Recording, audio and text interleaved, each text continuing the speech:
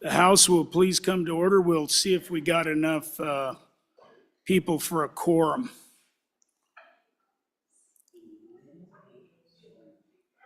Chairman Washit, would you count?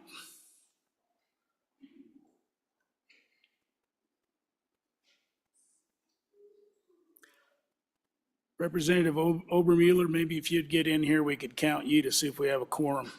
There's another rep coming in, another one coming in. We got a few tricklers. All right, thank you, Chairman. I think let's go to reports from standing committees. Senate File 52, sponsored by Blockchain. Wyoming Stable Token Act amendments, an act relating to trade and commerce. Mr. Speaker, your committee number 9, Minerals, Business, and Economic Development, to whom is referred Senate File 52 engrossed. Wyoming Stable Token Acts amendments. Respectfully report same back to the House with a recommendation that do pass. Ayes. Representatives Banks, Burkhart, Conrad, Knapp, Larson, Lawley, Tarver, Western. Noes. Representative Heiner. Representative Burkhart, Chairman. Senate File 80, sponsored by Senator Barlow. Mr. Speaker, your committee number 9, Minerals, Business, and Economic Development, to whom is referred Senate File 80, Solid Waste Management, Definition Amendments. Respectfully report same back to the House with the recommendation that it do pass. Ayes.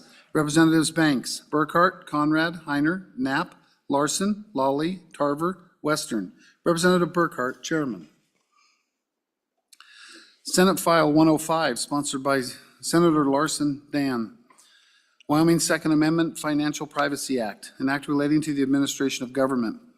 Mr. Speaker, your committee number 1, Judiciary, to whom is referred Senate File 105 engrossed. Wyoming Second Amendment Financial Privacy Act. Respectfully report same back to the House with the recommendation that do pass. Ayes. Representatives Crago, Haraldson, Jennings, Nemec, Oakley, Provenza, Rodriguez-Williams, Washit. Noes. Representative Chestick. Representative Washit, Chairman. Senate File 114, sponsored by Senator Rothfuss. Contract licenses, reciprocal recognition requirements, an act relating to city, county, state, and local powers. Mr. Speaker, your committee number 9, Minerals, Business, and Economic Development, to whom is referred Senate File 114 engrossed. Contractor licenses, reciprocal recognition requirements. Respectfully report same back to the House with the recommendation that it do pass. Ayes. Representatives Banks, Burkhart, Conrad, Heiner, Knapp, Larson, Lawley, Tarver, Western. Representative Burkhart, Chairman.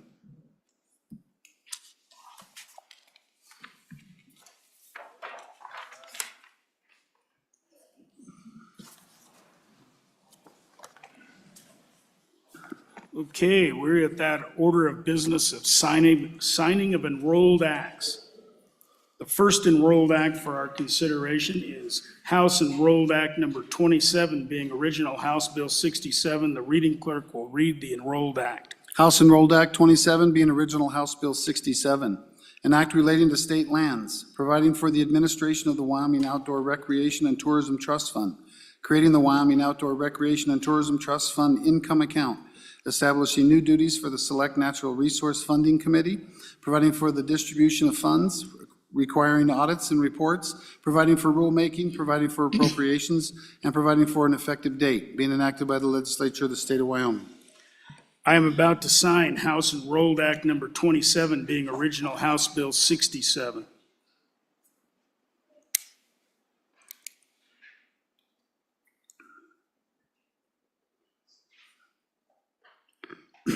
I have so signed. Congratulations, Chairman Newsom. The next enrolled act for our consideration is House Enrolled Act number 28. House Enrolled Act 28 being original House Bill 86, an act relating to personal property liens, requiring any towing and recovery services to request title searches as specified, requiring the Department of Transportation to make reasonable efforts to identify vehicle owners and lien holders, requiring notices to lien holders and providing for an effective date, being enacted by the legislature of the state of Wyoming. I am about to sign House Enrolled Act number 28, being original House Bill 86. I have so signed.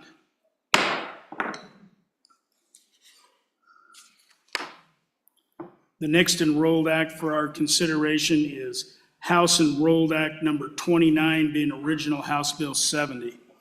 House Enrolled Act 29 being original House Bill 70, an act relating to local government funding, providing funding to cities and towns, providing funding to counties, providing local governments funding formulas and distributions, providing legislative intent, providing appropriations, and providing for an effective date, being enacted by the legislature of the state of Wyoming. I am about to sign House Enrolled Act number 29 being original House Bill 80.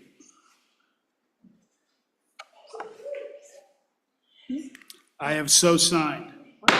Repeat that one. Repeat that? Sorry? Yeah, just repeat that, Chris said the bill was wrong. Okay, I am about to sign House Enrolled Act number 29 being original House Bill 70. I have so signed.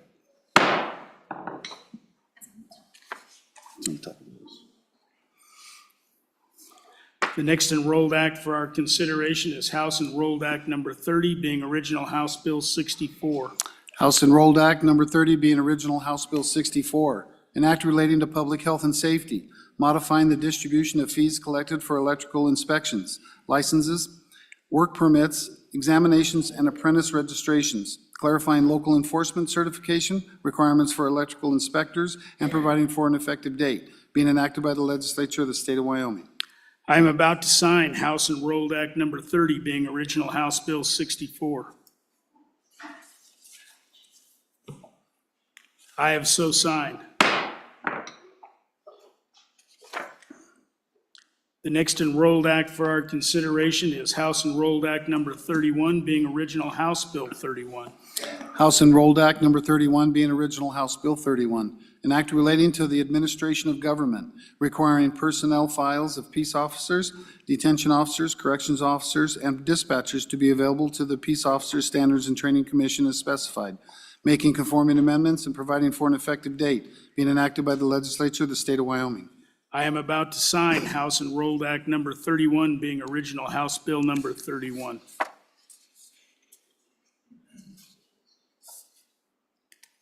I have so signed.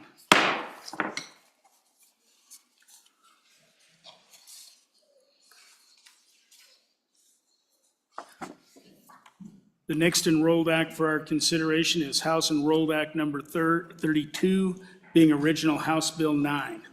House Enrolled Act number 32 being original House Bill 9, an act relating to taxation and revenue, amending the deadline for providing fuel tax return and license information when requested by the Department of Transportation, specifying applicability and providing for an effective date, being enacted by the legislature of the state of Wyoming.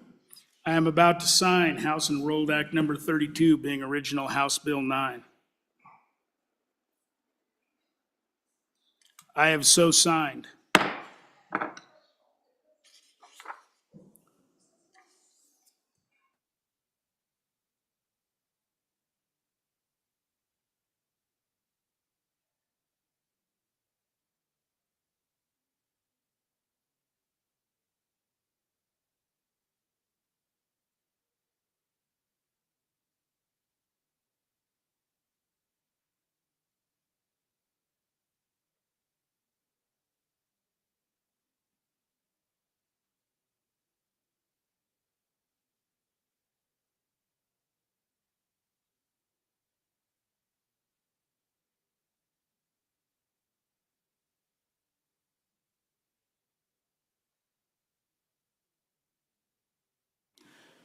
Mr. Majority Floor Leader.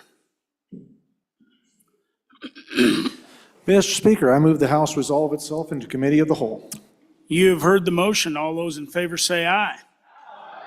All those opposed? Motion carries. Chairman Chestick. Yay!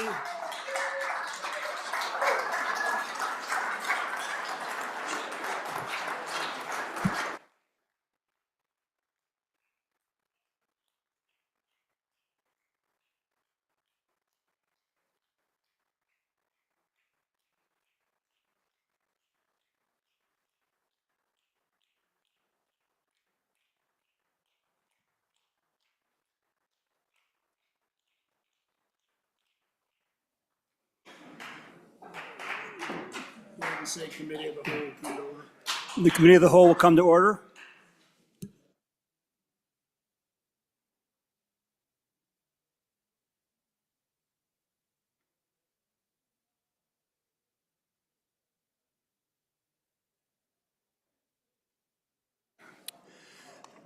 The first bill for our consideration today is Senate File Number 6.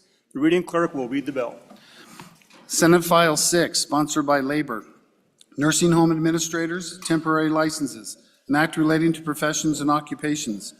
Mr. Speaker, your committee number 10, Labor, Health, and Social Services, to whom is referred Senate File 6, nursing home administrators, temporary licenses, respectfully report, same back to the House with the recommendation that it do pass with the following amendments.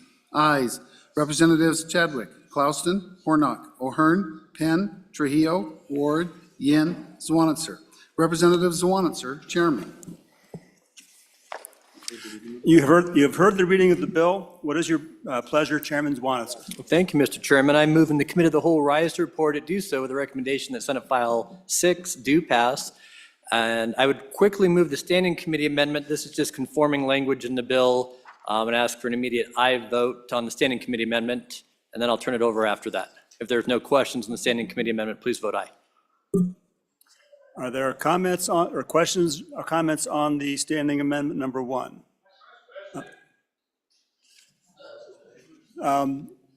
Chairman Trujillo, or Representative Trujillo? I'm just explaining, sir. Okay. So no, if no questions on the amendment itself, all those in favor of the amendment, please say aye. Aye. Any opposed, say nay.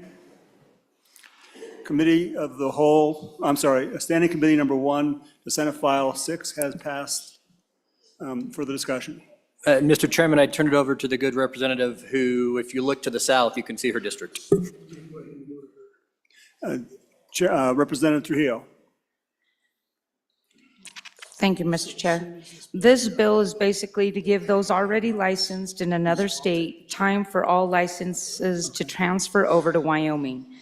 The amendment that we just passed was just changing page 2, line 22 and line 23, taking away a period and inserting not more than 6 months.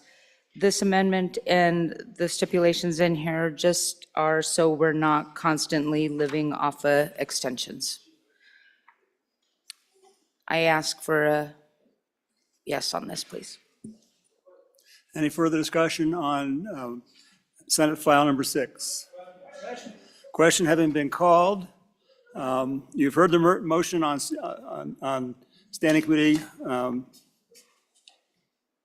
sorry, all those in favor, please say aye. Aye. All those opposed, say nay. Senate File 6 has passed Committee of the Whole. Next, and yeah. Okay. Thanks.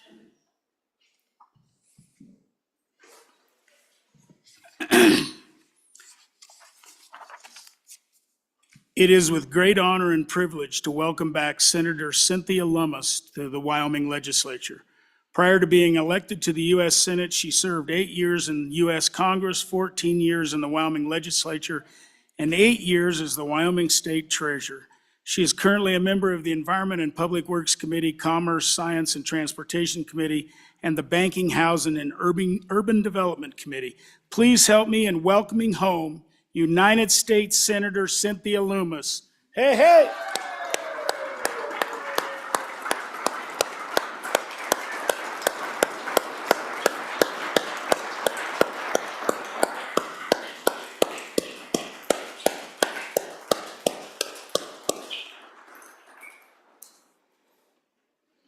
Thank you kindly. Mr. Speaker, may I have the privilege of the floor? The privilege is all mine, Senator. Thank you so much. It's a pleasure to be back here. I served 12 years in this chamber and really learned from my colleagues how to legislate and how to be a good steward of our state. You're carrying on that stewardship, and I want to tell you how grateful I am for the work you're doing. I know it can be tough, long hours, acrimonious at times, and create lasting friendships also that you'll cherish forever. I was just over in the Senate. I was a freshman member of the State House here with Charlie Scott, who is still serving. We both came in 1978. I had been a senior at the University of Wyoming studying animal science and needed a humanities credit to graduate. And I found out that I could get that credit by being an intern at the Wyoming legislature in 1976. So I enrolled and was an intern for the Senate Ag Committee. Earl Christensen, Don Kendall, Malcolm Wallop were all on that committee at the time. And it was the first budget session ever. And so there wasn't much going on in the Senate because at that time, the House went first and worked the budget and then sent it over to the Senate. So you weren't working simultaneously and sending a product to each other. So it took a while to learn how to make budget sessions function well. But as the Wyoming legislature always does, it figured it out and you are functioning in a timely manner. Unlike you, the U.S. Senate will be considering this week the first set of appropriations bills. We have 12 of them. 6 will come up for a vote in the Senate this week, and 6 more later this month. We're only 6 months late in producing these budgets. Both were due last September.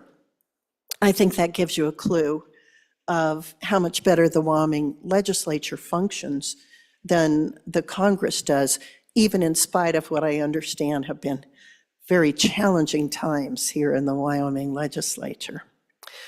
I serve in a U.S. Senate that has had an historic record set. There have been the most votes where the Vice President of the United States had to come in and break a tie in the U.S. Senate than at any other time in history. And we've done it in 3 years, whereas the previous record was set over 8 years. That tells you how divided this country is, how divided the people are. And of course, we see it in the U.S. House, where there's only a 1 or 2 vote margin between the two parties. So these are unique times, and it requires a unique patience that we need to have with each other, and a unique ability to be sensitive to each other's core values.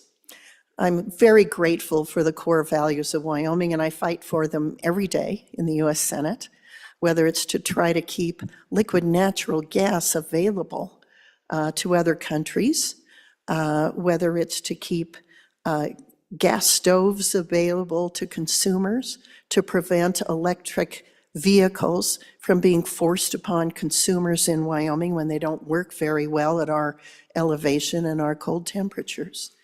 I'm also working on both Indian and rural housing issues in the Housing Committee, and I do think that we're going to be able to come up with some bipartisan legislation that is specifically focused on rural and Indian housing. Another issue that I'm working on is with regard to the opportunity Wyoming has to produce Wyoming uranium and perhaps move it through the value-added process of conversion and enrichment to where we can have and be a leader in this state in the industry involving micro and small modular nuclear reactors. It would take advantage of both the human expertise in this state. There's so many thoughtful uranium miners, as well as people who have utilized uranium resources. And it's a huge opportunity in the future. So I want to conclude by telling you something I just told the U.S. Senate, and I hope you'll take it to heart. Being in Washington these last years, I see the federal government reaching the point where it is exhausting itself. It has taken on too many issues that the founders of our country never believed the federal government should have. And it is shirking responsibility in areas that were specifically enumerated in the US Constitution, such as defending our borders. So you've seen the state of Texas assume the responsibilities of the federal government to secure their border when our federal government will not. And you see other states helping them in the process. I see that as just the beginning of a future where the 10th Amendment reasserts, where the states are more important as the federal government recedes. In 4 years, Medicare Part A is going to be broke. 4 years. And we'll be at the point in 2033 that Medicare will be insolvent. These are right around the corner. And addressing these issues at a time when we're $34 trillion in debt, and at a time when 80% of all US dollars ever printed, ever in the history of our country, were printed in a 22-month period during COVID. The full faith and credit of the United States is backed by debt, and that debt is backed by debt. We are so leveraged that I am concerned that we've put ourselves in an extremely untenable position given all the financial obligations we see coming. That will require states to reassert, to regain their 10th Amendment sovereignty that the founders envisioned. So be ready, prepare, be up to the task. And I know you will, because I've seen the Wyoming legislature rise to the occasion again and again at important times. We had $86 in the general fund in, I think, 1974. $86. And Republicans and Democrats joined together and created the Permanent Mineral Trust Fund. They agreed to tax minerals in a way that would allow us to continue to function as a state and have savings for future generations.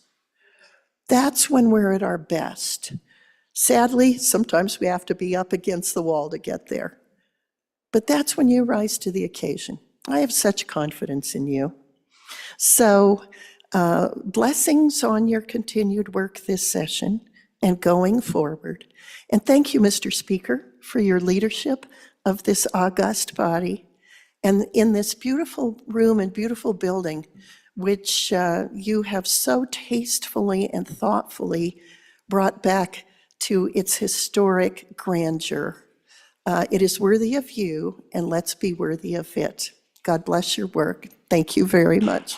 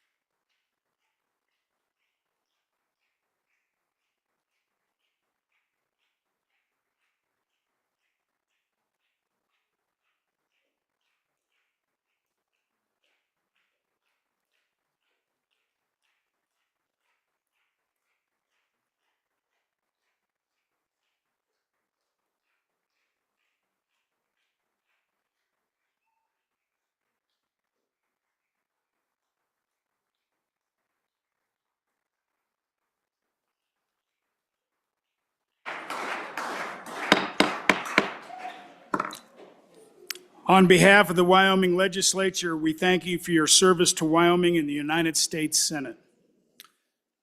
Chairman Chestic, you can take the wheel.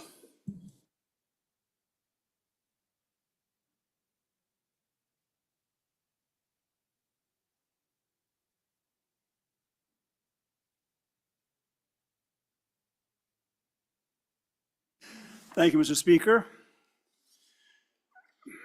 Where's my script? The next bill for our consideration is Senate File Number 73. The reading clerk will please read the bill. Senate File 73, sponsored by Senator Barlow. Concealed Firearms Permit Eligibility, an act relating to weapons. Mr. Speaker, your Committee Number 1 Judiciary, to whom is referred Senate File 73, Concealed Firearms Permit Eligibility, respectfully report, same back to the House with the recommendation that it do pass. Ayes, Representatives Harrelson, Jennings, Nemec, Oakley, Provenza, Rodriguez-Williams, Washit. Noes, Representatives Chestic. Excused, Representative Crago. Representative Washit, Chairman. You've heard the reading of the bill. What is your pleasure, Chairman Washit? Thank you, Mr. Chairman. I move that when the Committee of the Whole rises to report, it do so with a recommendation that Senate File 73 do pass, and I turn over explanation of that bill to the good representative from District 60. Chairman Nemec, or Representative Nemec. Thank you, Mr. Chairman. I move Senate File 73 and ask for your favorable consideration. Very simple bill. What this does is allow, well, let me back up a little bit. Last session, we passed Senate File 120, which allowed first-time nonviolent felons the restoration of their rights. So what that did, that allowed these folks to constitutionally carry. This bill here, Senate File 73, will allow those same individuals, and I believe it's 478 people since July 1st, to apply for and receive a concealed carry permit. So that's basically the bill. I'll stand for any questions. Is there any discussion on the bill? Question have been called. All those in favor of Chairman Wash's motion that when the Committee of the Whole rises to report, it does so with the recommendation that Senate File 73 do pass. All those in favor, please say aye. Aye. All those opposed, no. Senate File 73 has passed Committee of the Whole. The next bill for our consideration is Senate File 57. I'm sorry, we're at 57. 57. Reading clerk, please read the bill. Senate File 57, sponsored by Senator Furphy, Wyoming Adult Hearing Aid Program, an act relating to public health and safety. Mr. Speaker, your Committee Number 10, Labor, Health, and Social Services, to whom is referred Senate File 57 engrossed, Wyoming Adult Hearing Aid Program, respectfully report, same back to the House with the recommendation that it do pass. Ayes, Representatives Chadwick, Clouston, O'Hearn, Yin, Swanitzer. Noes, Representatives Hornock, Penn, Trujillo, and Ward. Representative Swanitzer, Chairman. This bill was re-referred to Committee Number 2, Appropriations. Mr. Speaker, your Committee Number 2, Appropriations, to whom was re-referred Senate File 57, engrossed, Wyoming Adult Hearing Aid Program, respectfully report, same back to the House with the recommendation that it do pass. Ayes, Representatives Henderson, Larson, Nicholas, Sherwood, Stith, Walters, Swanitzer. Representative Nicholas, Chairman. You've heard the reading of the bill. What is your pleasure, Chairman Swanitzer? Well, thank you, Mr. Chairman. I move in the Committee of the Whole rise to report to do so the recommendation that Senate File 57 do pass. There are no standing committee amendments, and I'd be pleased to talk about the bill for a bit. This is the Wyoming Adult Hearing Aid Program. Wyoming is apparently the only state that does not have a program of this type that helps people who are profoundly hard of hearing, who are not on Medicaid or Medicare, help them in acquiring hearing aids for their services. So this bill had quite a large group of people seeking its passage from our deaf and hard of hearing community in committee and testimony. It is only $9,000 for an AWEC position to be able to work with this population and distribute hearing aids for, you can see the fiscal note, one or both ears depending on their needs. And we are appropriating $90,000 for the purchase of hearing aids for this population at the same rate that Medicaid would reimburse. So I'd be happy to answer any questions if there are any. Otherwise, it's time that Wyoming become the 50th state to offer this program. Is there any further discussion on the bill? Representative Provenzar? No. Seeing no further discussion, are you ready for the question? Yes. The question being called, all those in favor of Chairman Zwaniter's motion that when the Committee of the Whole rises to report, it does so with the recommendation that Senate File 57 do pass. All those in favor, please say aye. Aye. Those opposed, no. No. Senate File 57 has passed Committee of the Whole. The next bill for our consideration is Senate File 105. Reading clerk, please read the bill. Senate File 105, sponsored by Senator Larson Dan. Wyoming Second Amendment Financial Privacy Act, an act relating to the administration of government. Mr. Speaker, your Committee Number 1 Judiciary, to whom is referred Senate File 105 engrossed, Wyoming Second Amendment Financial Privacy Act, respectfully report same back to the House with the recommendation that it do pass. Ayes, Representatives Crago, Haroldson, Jennings, Nemec, Oakley, Provenza, Rodriguez-Williams, Washit. Noes, Representative Chestick. Representative Washit, Chairman. You've heard the reading of the bill. What is your pleasure, Chairman Washit? Thank you, Mr. Chairman. I move that when the Committee of the Whole rises to report, it do so with the recommendation that Senate File 105 do pass. I turn over explanation of the bill. Right here. Well, I don't see him. There he is, right over there. So a good representative to my right. Representative Harrelson.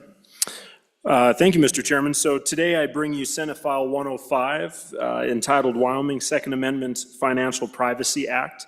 And to kind of give a little bit of a background to this, in September of 2022, there was the beginning of the merchant category codes, or MCCs, on credit cards. So MCCs was an opportunity for about 500 different codes to be assigned to every business, and they're given by a third party as part of the electronic payment services. So they use these to track payments or to track sales on things like groceries, automotive, and they use this information to track what we buy. The reality is every decision you make in the financial realm is being tracked by someone. The MCC codes are innocent enough in nature, but when you start adding this to firearm purchases, it becomes less innocent. Because all of a sudden, what is federally illegal, and that is to hold a firearms database that is tracked by our federal government, all of a sudden a third-party entity is doing so. So if it would to be a large organization that you may find where you could buy anything from a tent to your hiking boots to your fishing license to a firearm, that's going to get a firearm code or a sporting goods code. But if it were to be an FFL dealer that only sells firearms, all of a sudden that very innocent code turns less innocent. Because now we specifically can dial it right down to the fact that an individual is purchasing a firearm. It's been shown that anti-gun interests have made it clear that they want to be able to either monitor or stop otherwise legal purchases by requiring firearm entities to use a specific code and then to track or deny transactions with that code. This SF 105 puts a stop on that and says you can't specifically put this code to firearms. And so as you look at the bill, it goes through and it kind of lays out who the customer are on page 2 and into 3. The definitions kind of goes through and talks about what these codes are, who these codes apply to and don't apply to, what the customer is, the disclosure, the financial records, the firearms code, who the retailers are, and then also just talking about the government entity. We have seen this take place in a number of states in our country right now where they are requiring and demanding that these codes be assessed and that they turn that firearm classification on, and they are following firearm purchases, ammunition purchases. Currently in the state of Wyoming, this is not considered legal, but it's also at the same time not considered illegal. And so what this bill would do is just makes a very clear statement that these MCCs cannot apply to firearm purchases. It's a way to protect, again, just the Second Amendment right that we have, and this is a good opportunity for us to state very clearly to these providers that they can't track our purchases when it comes to a Second Amendment protected purchase. So with that, I'd stand for any questions.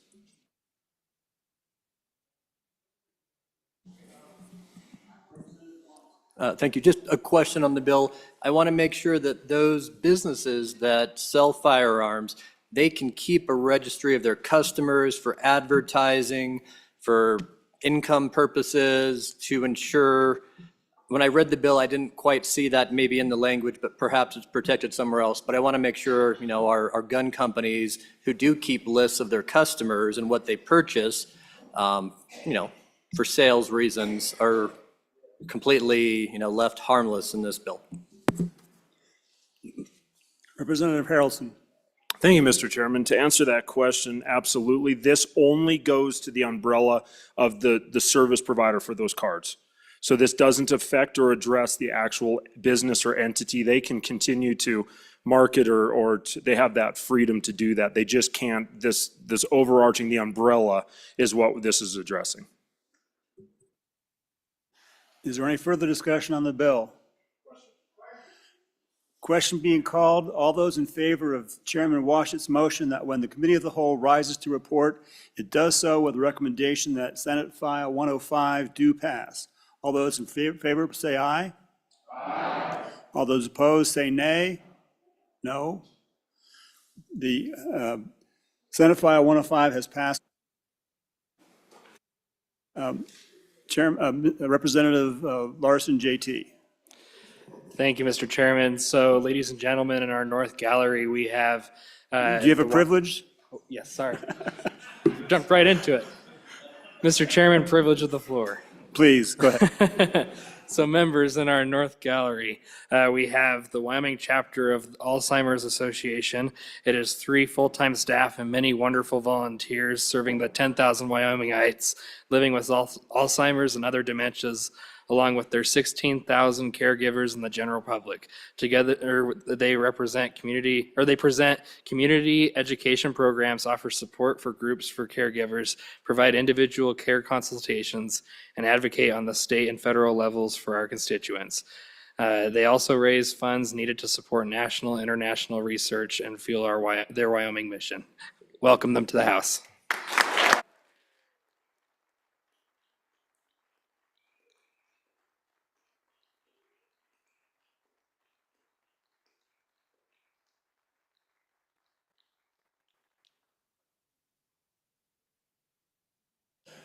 Welcome to the House. Such important work you all do. The next bill for our consideration is Senate File 90. I'm sorry, 120. We just did that one. Oh, I'm sorry, 125. Reading clerk will please read the bill. Senate File 125, sponsored by Senator Driscoll. Pari-mutuel wagering activities, amendments, an act relating to gaming. Mr. Speaker, your committee number 6, Travel, Recreation, Wildlife, and Cultural Resources, to whom is referred Senate File 125, engrossed, pari-mutuel wagering activities, amendments, respectfully report same back to the House with the recommendation that it do pass. Ayes, Representatives Angelos, Burkhart, Byron, Larson, Newsom, Storer, Winter. Excused, Representative Singh, Representative Western. Representative Newsom, Chairman. You have heard the reading of the bill. What is your pleasure, Chairman Newsom? Thank you, Mr. Chairman. I move that when the Committee of the Whole rises to report it, do so with the recommendation that Senate File 125 do pass.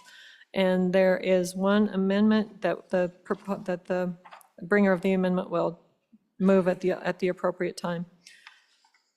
Senate File 125 is a direct response to concerns raised October 27th, 2001, where the department that takes care of the justice in our nation notified the Wyoming, our criminal investigation department, of their concern with the current law surrounding Wyoming commission that takes care of gaming's ability to conduct national criminal history background checks. The justice people determined that our statute, 1125-104, does not meet the requirements that they want. The term participant and participant who is directly involved in our statutes they claim, are overly broad and not defined in statute. So we spent a fair amount of time with the bureau that investigates things in our nation, trying to come up with reworking our statute that would satisfy them. We worked with them, we sent them some draft legislation, they sent back and said, no, that's not right. And then we sent them some more and they said, no, that's not right. And then we sent them another draft and they said, well, we're not reviewing drafts anymore, we're only reviewing statutes. So the result of this is House Bill 1, or Senate File 125, which basically codifies what we had in rule. So our statute at this point says we will do all these criminal background checks for parimutuel horse racing, and they were defined in rule.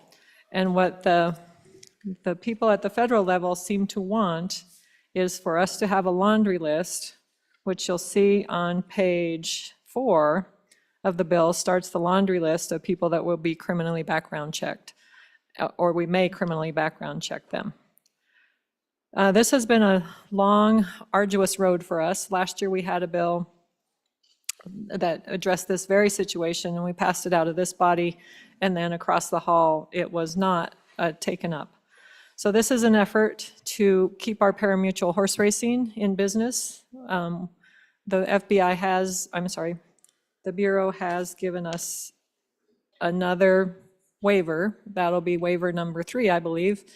And they said this is it. So hopefully the passing of this bill, the changing of our statutes to codify what we're already doing, but is being done in rule, will satisfy them. So I'm asking for your aye vote. And then my representative who owns racehorses has an amendment. We do have an amendment of the whole, Committee of the Whole Amendment number 1. We're on that amendment. Representative Davis. Thank you, Mr. Chairman. Racehorsing is not a lucrative business, but it is fun. What I'm doing here with this amendment, I would like to move. Would you like to move the Committee of the Whole Amendment? Yes, Mr. Chairman. I'd like to move standing amendment number 1 to Senate File 125. That would be Committee of the Whole Amendment? You said standing committee. It's Committee of the Whole Amendment, correct? I don't believe this is a Committee of the Whole Amendment. It's numbered W01, but maybe that's a mistake in numbering. Okay, that's the one I'm moving. Okay. Okay. All right. In W001, what I'm proposing to do here is remove 2 of the definitions that have been identified in here. They would be on page 9, line 10 through 15. I don't believe at this time the rules have been developed for these 2 items, and so I don't think they're pertinent to this bill. And even in the beginning here where we're addressing horse racing and parimutuel wagering activities, that's the intent of this bill. And I think by having those other 2 definitions in there that we are clouding up this. And so I would like to see an aye vote on this, because I would hate to see us wagering against the greatest sport there is in the state of Wyoming. So I think we need to keep it pure, just the way it is. So I'd like an aye vote, please. Is there any discussion on the amendment? Seeing no discussion, question having been called? Question having been called, all those in favor of Committee of the Whole Amendment number 1, please say aye. Aye. Opposed, say no. Committee of the Whole Amendment number 1 has been adopted. We're back on the bill.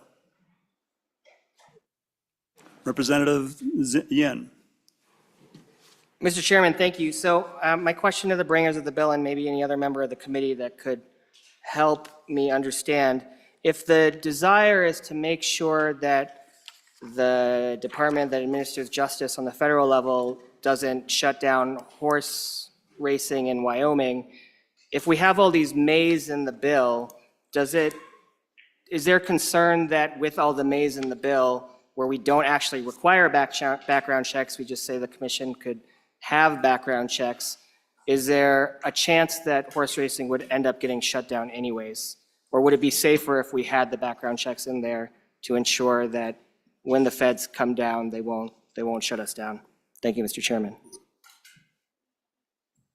there any further discussion? Chairman Newsom. Thank you, Mr. Chairman. I think that as we ran that by them, that was good enough because some of the positions may or may not need to be background checked. So I think that the mays are in there to give the commission that takes care of our gaming some latitude. If you say shall, then you have to background check those. The mays allow us some latitude, and they're not telling us is the problem. So, Representative, starts with a B. Representative Bear. Thank you, Mr. Chairman. I fully deserve that, and I appreciate that. I do. Body, I would bring your attention to the fiscal note. And this happens often here, and I think it's something that we as a body really need to start paying closer attention to. In this particular fiscal note, it says that it was not determinable due to insufficient time. And folks, this body has to make a lot of decisions. They're very important decisions, and when we rush to these decisions, I think it's ill-advised. And I guess I would ask the bringer of the bill if they can explain why that was indeterminable. It seems to me like the problem that we're addressing it's been around for a while, so we should have had a pretty good idea to get this bill put together in time to get a sufficient amount of information to put together a good fiscal note. If the bringer could please let us know what the answer to that is. Representative or Chairman Newsom. thank you, Mr. Chairman. Nothing will change. So there is no fiscal impact because we will continue to do background checks as we have before. This is simply a compliance effort. I don't know why that was indeterminable. But nothing changes in the way things work with the gaming, with the commission that takes care of our gaming. So this does not change current process or procedures. What it does allow us to do is continue to protect the gambling public. Any further discussion? Representative Davis. Yeah, Mr. Chairman, I could probably shed a little more light on that. And the good representative up there is correct because we do not know the permitted days and the amount of entries that is involved in this. So it is undetermined because if we have 1,000 athletes at the track or if we have 500 athletes determines the permitting process and the cost. But the costs are absorbed through the commission as part of their operation. So it really is kind of a moot point there. It's their money. Yeah. Any further discussion on the bill?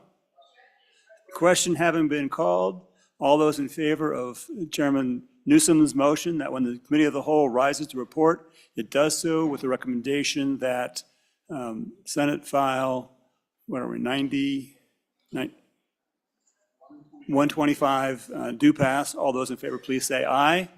Aye. Opposed, say nay. No. Senate File 125 has passed Committee of the Whole.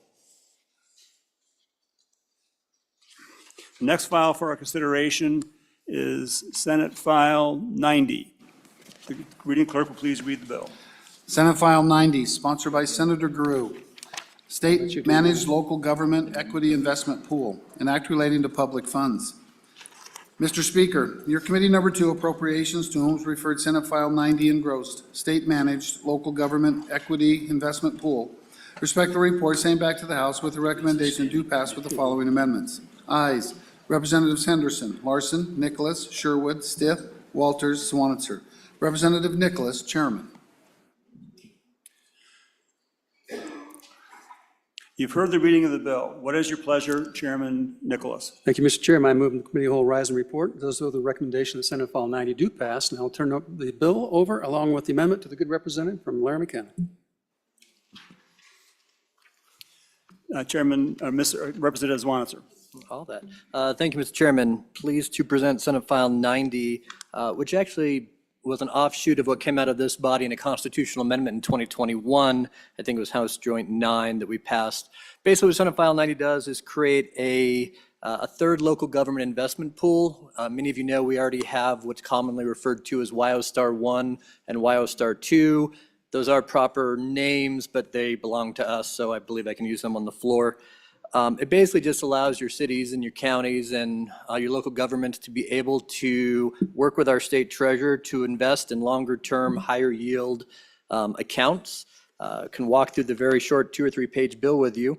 There on the top of page 2, it basically says, on a pooled basis, our state treasurer shall invest those funds. Then Romanet 1 is a process. Romanet 2 allows the state treasurer to charge funds if needed. Romanet 3 says there has to be a minimum fund size. B on page 3 says that the local government assumes the risk and they need to acknowledge that. And then the meat of the bill there is on page 4, basically allowing this investment in equities that the voters of Wyoming approved in the constitutional amendment of 2022. The difference in WyoStar 3 and this third is it really is designed to be a longer term investment pool. We've heard the last 2 years in this body that many of our local governments weren't jumping in to the other two because of the kind of the short-term duration and horizon on those. And so after a lot of going back to the drawing board and saying, hey, what's another opportunity for more of our local governments to jump in and hopefully get a higher profit, we're bringing WyoStar 3. I guess I can also move the standing committee amendment at this time. The Senate put an interesting amendment on the bill over there, and we just decided we would take that off to make the bill clean. Be happy to stand for any questions on the standing committee amendment. You've heard the motion on standing committee amendment number 1. Is there any discussion on the amendment?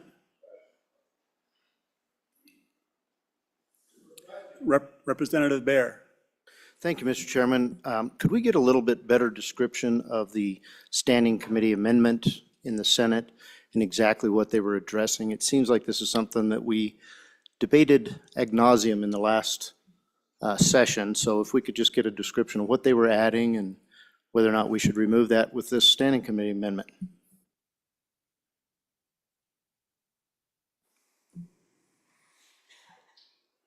Representative Larson Lloyd.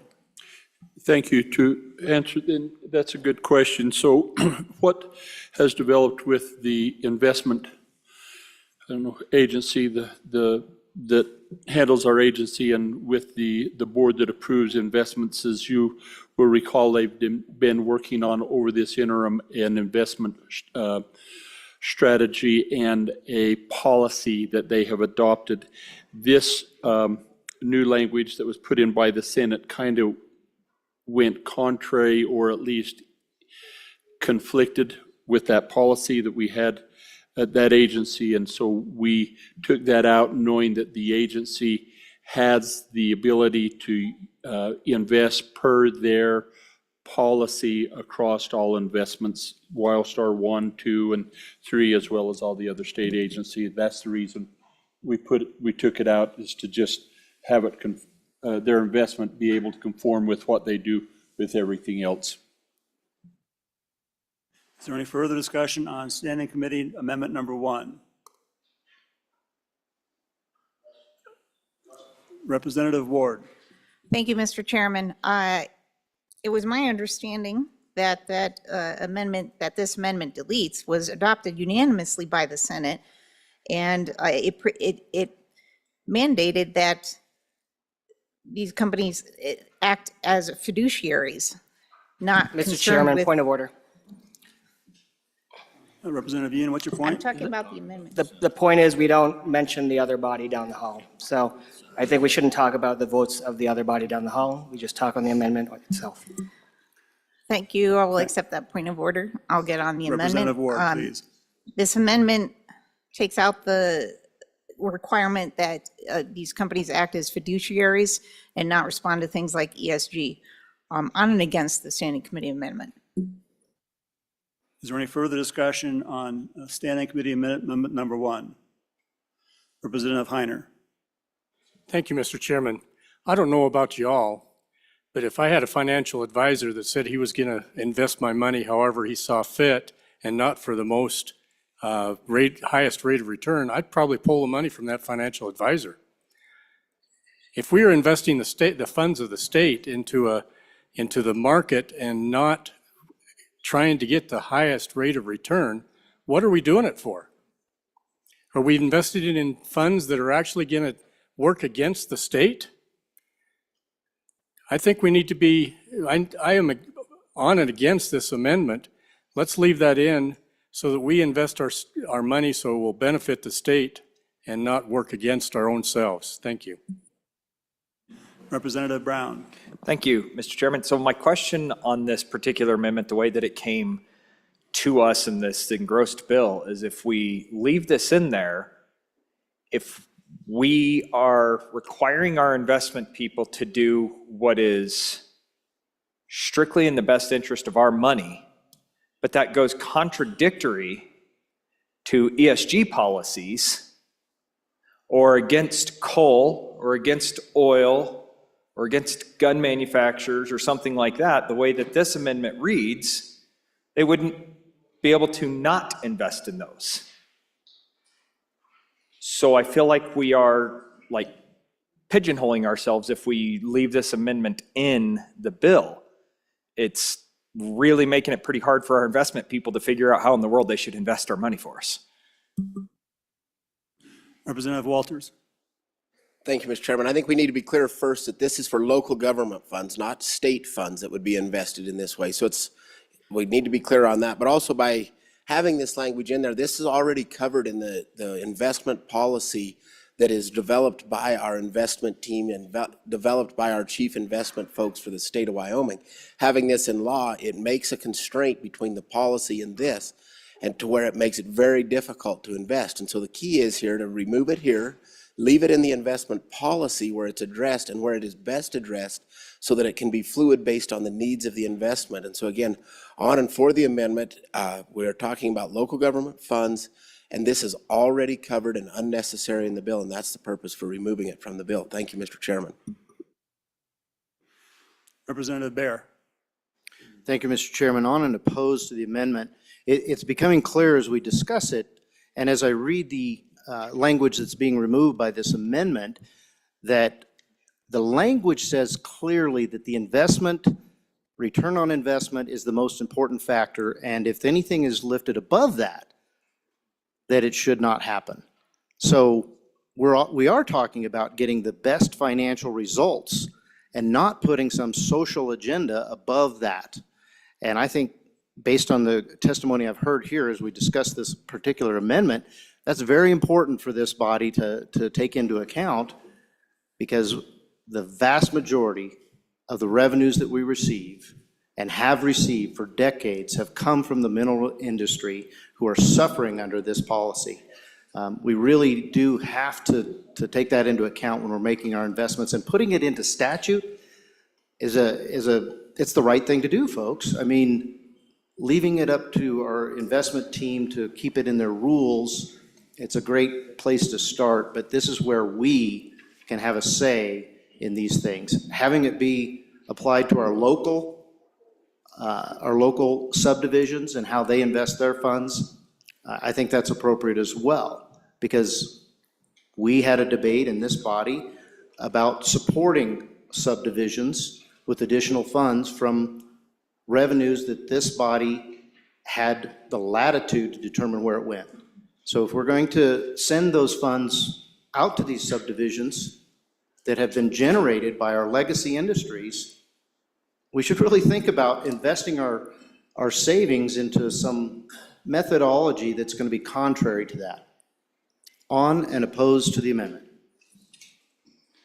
Chairman Nicholas. Thank you, Mr. Chairman. So let's make this really simple.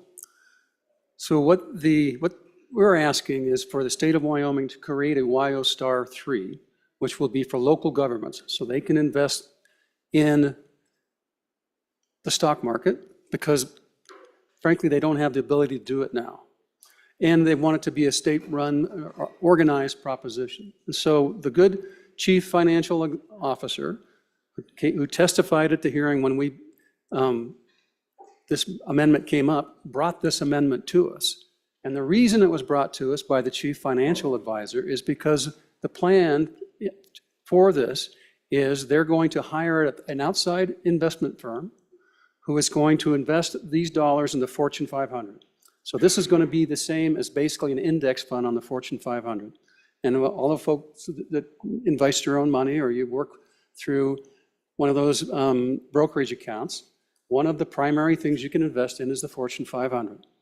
Well, it just so happens that 477 companies out of the 500 Fortune 500 have some type of ESG policy. And so by incorporating this new language, it makes it impossible to invest in the Fortune 500. So they can't accomplish the goal that they're intending to do. So this, ladies and gentlemen, this is really simple. If we want to assist the local governments get a return off of the Fortune 500, then vote in favor of the amendment so that they can set this program up and do it. That we're not trying to pick winners and losers here other than the Fortune 500 and the company that's going to administer it on behalf of and for the benefit of our local governments. Representative Slagle. Thank you, Mr. Chair. On and against this amendment, I don't think this is good for the state of Wyoming. And in regard to that, according to Rule 12-4, I would call for the ayes and noes. Point of order, you can't call the ayes and noes on committee of the whole.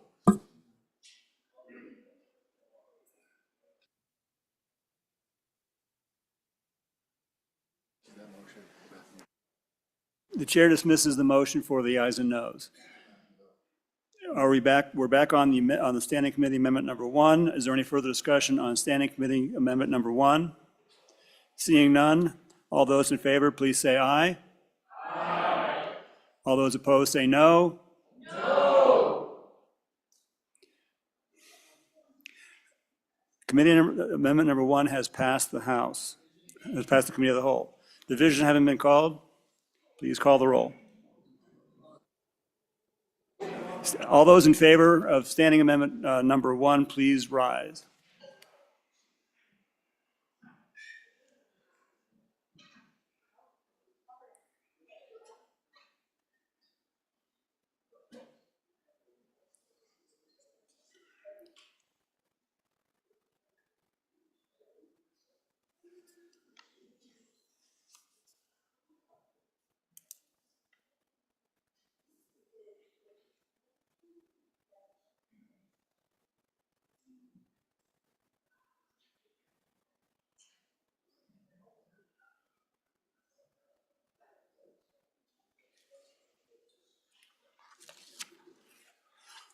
All those opposed, please rise.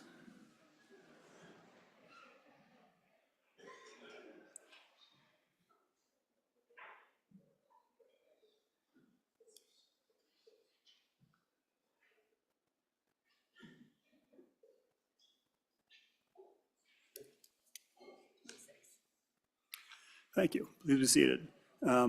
Standing Committee number 1 has been adopted by a vote of 35 to 26.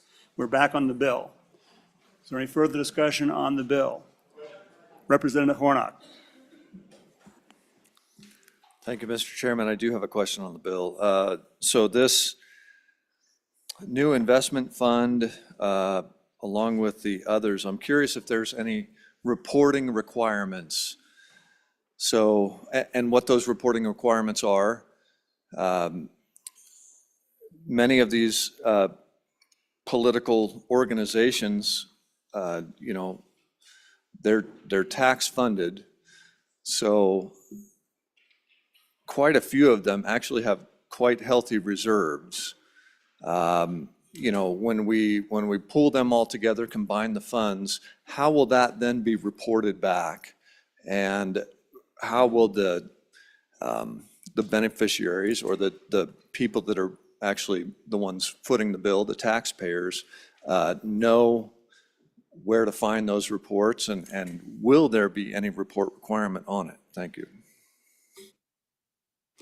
Chairman Swanitzer.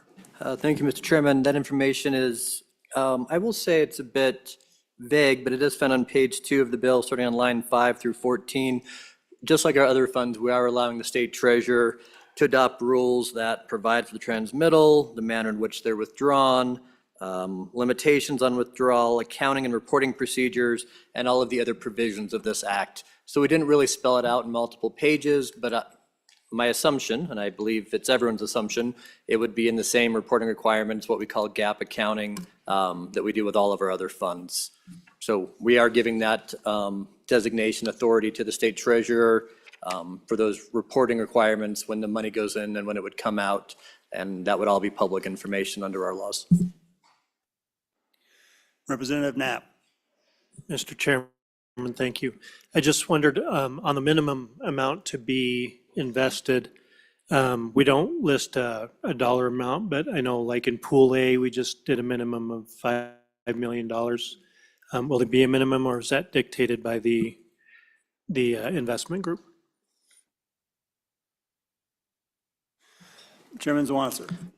Thank you, Mr. Chairman. That information is found on page 3, line 4.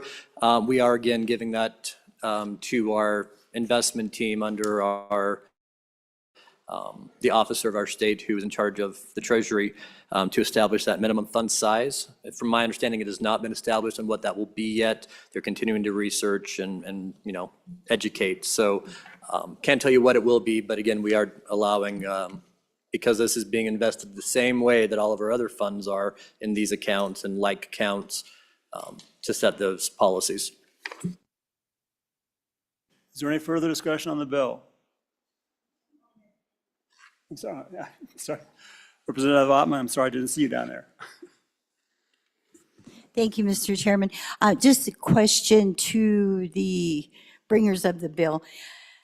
When we look at our local governments and municipalities and special districts and all of those things who are going to be investing this money, what is the mechanism for them to not, I guess I'm asking about their budgeting, okay? So they have a budget to meet all their requirements and their responsibilities to run their government, and then what is the mechanism we're going to use to put a maximum on how much they can want to raise taxes or whatever to create monies in a fund to invest? Thank you. Representative Larson Lloyd. Thank you, and that really is a good question, because that's one of the concerns the office that will be investing these in is this is going to be trying to get a little higher return, and sometimes you'll have a municipality that wants to put a small amount of cash in and have it available like a checking account, and they won't be able to do that in this. And so there will be rules established and promulgated by the office that will invest these, say in a minimum amount that has to be available for investment and over what period of time, and then how they can withdraw it. So the public entities that will be investing in this will have a clear understanding of how the commitment they would have on those funds that they invest and the availability of any of the investment returns.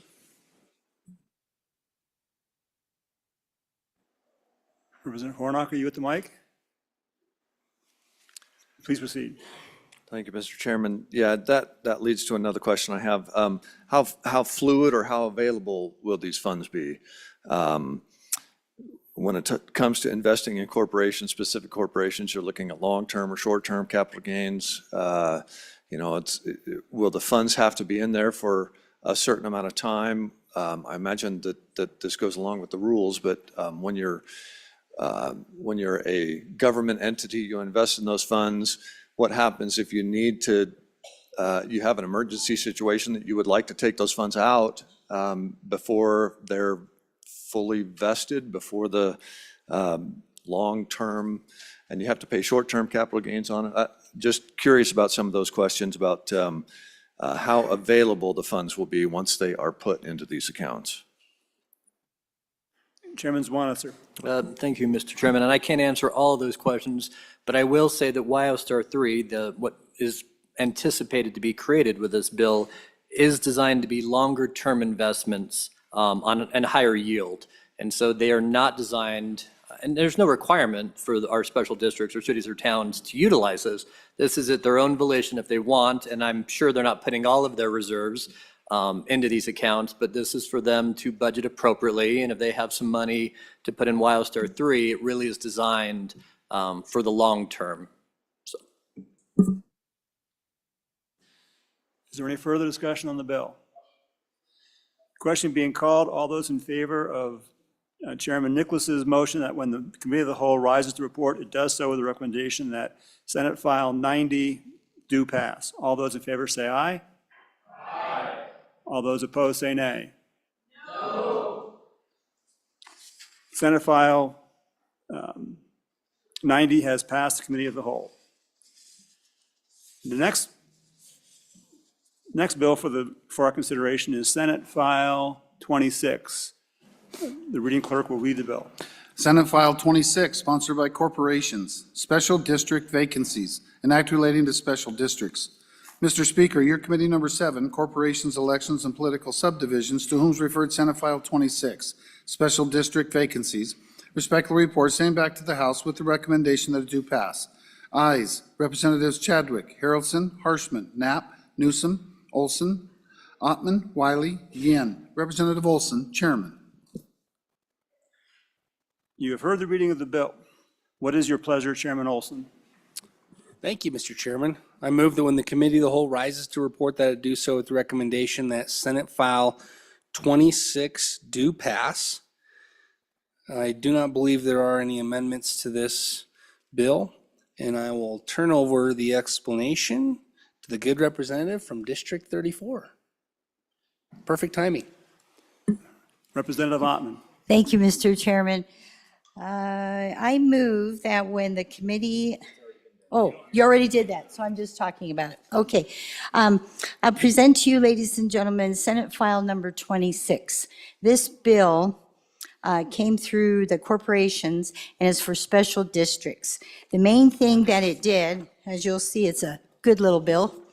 On page 2, we wanted to make it plain what happens when someone leaves an office and there's a vacancy in the special districts. So what you can see on page 2, line 8, an appointee to the office of director shall serve until the office is filled following the next regular election. The term of office of an appointee shall not be extended in any manner beyond the term of office that the appointee was appointed to fill. And if a vacancy exists following a regular election, the vacancy shall be filled as provided in subsection A of this section. So it's basically to make it clear that if an office was vacated, how that would be filled, whether it be appointed and to go to the next election. So that's the bill. Oh, please vote aye. Is there any further discussion of the bill? Question being called. All those in favor of Chairman Olson's motion that when the Committee of the Whole rises to report, it does so with a recommendation that Senate File 26 do pass. All those in favor, please say aye. Aye. All those opposed say no. No. Senate File 26 has passed the Committee of the Whole. The next bill for our consideration is Senate File 96. The reading clerk will please read the bill. Senate File 96, sponsored by Senator Rothfuss. Trusts and bank assets and bankruptcy clarification, an act relating to banks, banking, and finance. Mr. Speaker, your committee number 8, Transportation, Highways, and Military Affairs, to whom is referred Senate File 96 engrossed, trusts, and bank assets in bankruptcy clarification. Respectfully report, same back to the House with the recommendation that it do pass. Ayes. Representatives Berger, Brown, Nemec, Obermueller, O'Hearn, Pendergraph, Smith, Stivar, Wiley. Representative Brown, Chairman. You've heard the reading of the bill. What is your pleasure, Chairman Brown? What's the bill number again, Mr. Chairman? 96. I move that when the committee of the whole rises to report it, do so with the recommendation that Senate File 96 do pass. There are no amendments, and I will turn over the explanation to the good Irish Viking. Thank you, Mr. Chairman. Representative I'll take Western. it. Thank you, Mr. Chairman. So I'm bringing you Senate File 96. This is a blockchain select committee bill. The reason you are seeing individual members' names on it versus the committee name is because anything that has to deal with Title 13, which is our banking and our trust codes, has to go through, I believe it's committee number 8, our minerals committee. But our last select committee meeting was after the last minerals meeting, so we didn't have a chance to refer to minerals, so it could be labeled as a committee bill. So that's kind of the explanation on that. I want to explain to you why this bill is here. Right now, this is not some kind of pie in the sky, theoretical, might work, might not. This is actually a bill as a reaction to a situation that's currently going down in federal bankruptcy court right now. In one of our states to the west, there is a bankruptcy proceeding that's going on where the judge in question has kind of ruled in a way that is counter to a lot of traditional bankruptcy precedents. Specifically, the kind of analogy I'm using is this. If I give a brick of gold to a fellow member and saying, you're going to be the custodian of this brick of gold, meaning while technically it is in your possession, it is not yours legally, contractually gold. And eventually when they go through that process, that brick of gold gets returned to me, the customer. The reason that this is here is because that bankruptcy proceeding that I had mentioned has to deal with digital assets. And the federal bankruptcy judge has said, well, because of the nature of these assets, the nature of this gold bar, that actually might be eligible to get kind of drawn into the whole mess of these bankruptcy proceedings for some of these financial institutions, some types of financial institutions. So what this bill does is basically saying to federal bankruptcy judges and to those proceedings saying, no, for the purposes of the financial institution and the contract and the agreement they have with the customer saying, while you have these in custody, these assets, these, like I said, these bricks of gold, these digital assets are not eligible for consideration when these financial institutions are going through these bankruptcy proceedings. That throughout the entire process, they are not to be, these assets, these digital assets are not to be commingled with any assets of the institution or any other commingling of other assets on the not the bank, but on the financial institution's balance sheets. So it's basically just saying, hey, when you guys get done with your proceedings, these assets are still the customer and that you have to return them to them when the proceedings are over. So, in the interest of time, and I know we've got a pretty heavy workload, I will stop there and answer any questions, but I'm more than happy to go into detail if any members would like. Is there any discussion on the bill? Seeing none, question being called. All those in favor of Chairman Brown's motion, when the committee of the whole rises to report, it does so with recommendation that Senate File 96 do pass. All those in favor say aye. Aye. Any opposed say nay. Committee of the whole, Senate File 96 has passed the committee of the whole. The next bill for our consideration is Senate File 123. The reading clerk will read the bill. Senate File 123, sponsored by Senator Kinski. Minor name changes, an act relating to the Code of Civil Procedure. Mr. Speaker, your Committee Number 1 Judiciary, to whom is referred Senate File 123, minor name changes, respectfully report, same back to the House with the recommendation that it do pass. Ayes. Representatives Chestick, Haroldson, Jennings, Nemec, Oakley, Provenza, Rodriguez-Williams, Washit. Excused, Representative Crago. Representative Washit, Chairman. You've heard the reading of the bill. What is your pleasure, Chairman Washit? Thank you, Mr. Chairman. I move that when the Committee of the Whole rises to report, that it do so with the recommendation that Senate File 123 do pass. There are no amendments, and I turn over explanation of the bill to the good representative from District Number 3. Thank you, Mr. Chairman. Representative Angelos? Thank you, Mr. Chairman. Body, I bring to you today Senate File 123 and look for your favorable consideration. This is a pretty simple bill that's answering a question, actually an issue with some of our citizens in Wyoming. What this bill does is it authorizes natural or adoptive parents or legal guardians who are of record to change a minor child's name without giving a public notice.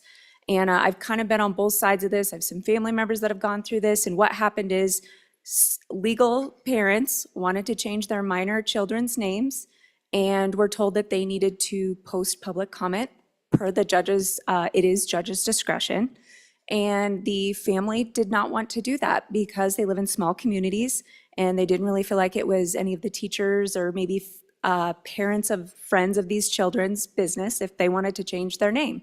And so they asked the judge if they could not post comment because no one would have standing anyways, and they were denied.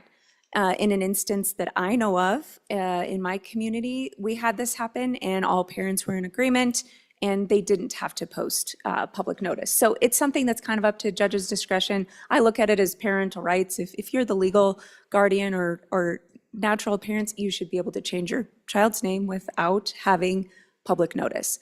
And for that, I stand for any questions.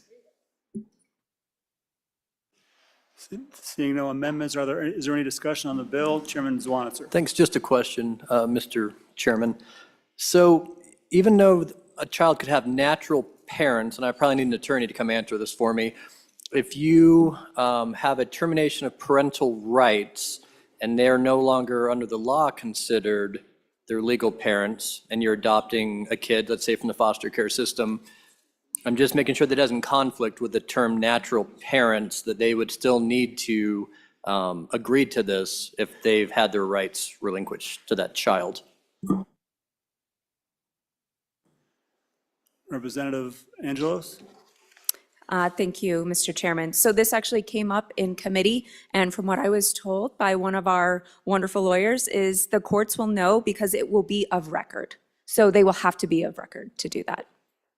Thank you. Any further discussion on this bill? Question being called. All those in favor of Chairman Waschitz's motion that when the committee of the whole rises to report, it does so with the recommendation that Senate File 123 do pass. All those in favor say aye. Aye. All those opposed say nay. Senate File 123 has passed the committee of the whole. The next bill for our consideration is Senate File 125. The reading clerk will read the bill. We just did that one. Next one. Oh, I'm sorry. 125. Oh. 27, I'm sorry. No, I thought we had 125. 27, unless you changed it again. Okay, the order has been changed, I'm sorry. The next file is Senate File 27. The reading clerk will please read the bill. Senate File 27, sponsored by corporations. Special district bond elections exception, an act relating to special districts. Mr. Speaker, your committee number 7, corporations, elections, and political subdivisions, to whom is referred Senate File 27, special districts bond elections exception, respectfully report same back to the House with the recommendation that it do pass. Ayes, Representatives Chadwick, Harshman, Newsom, Olson, Ottman, Wiley, Yin. Noes, Representatives Harrelson, Knapp. Representative Olson, Chairman. You've heard the reading of the bill. Chairman Olson, what is your pleasure?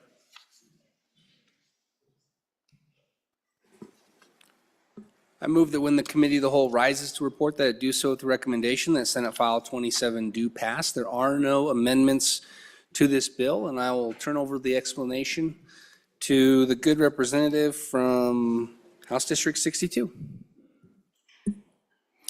Thank you, Mr. Chairman. Representative Chadwick. Thank you, Mr. Chairman. This bill comes to us out of the land of special districts. And it addresses an issue I'm sure several of us have seen. Beginning on page 2, any document executed by the, we're on line 12, any document executed by the board of a district evidencing an agreement to repay funds borrowed from the United States of America, the state of Wyoming, or from any subdivision, agency, or department of either the U.S. or Wyoming shall not be considered a bond and shall not require an election under this chapter when. And it goes on to describe those conditions. Repayment is to be made solely from revenues generated by the service with which a financed improvement or service is associated. And security, Romanet 2, security for the loan or borrowed funds is restricted to a claim on the revenues generated from the service or to a claim on the assets of the improvement or service. What's been going on, and like I say, I think several of us have seen this, I know I have, when you go to putting these elections together, they get very onerous. It takes a lot of effort, costs quite a bit of money for the district. I would urge an aye vote. Thank you.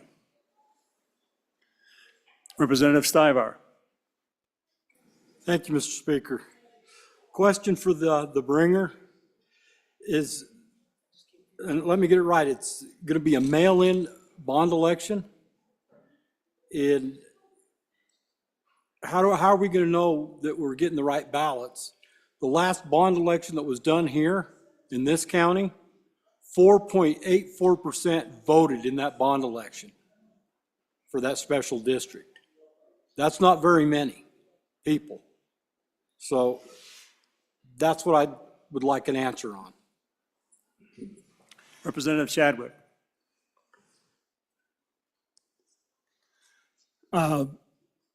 And okay, this would take place only when U.S. funds or state funds were being borrowed. So if it skips over that part where they have to hold an election, the board of directors makes the decision for those improvements, for that maintenance project that they've got to get done.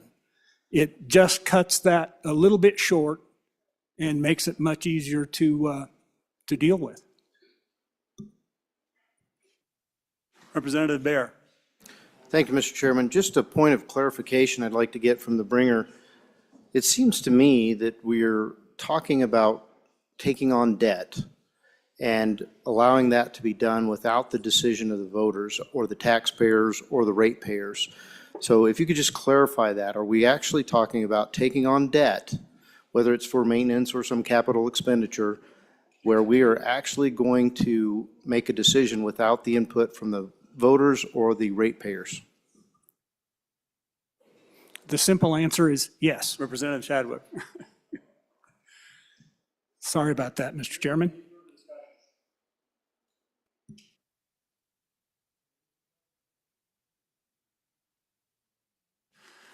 All right, is there any further discussion?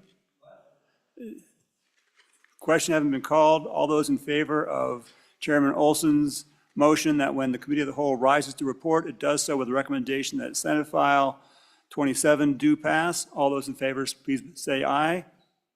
Aye. All those opposed, say no. No.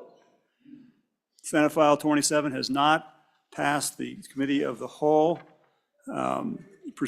Pursuant to Rule 6-6B, I'm sorry. Having failed a standing division vote, a roll call vote is required. The chief clerk will have failed a voice vote. I'm on the wrong. Standing division vote is required. All those in favor, please stand.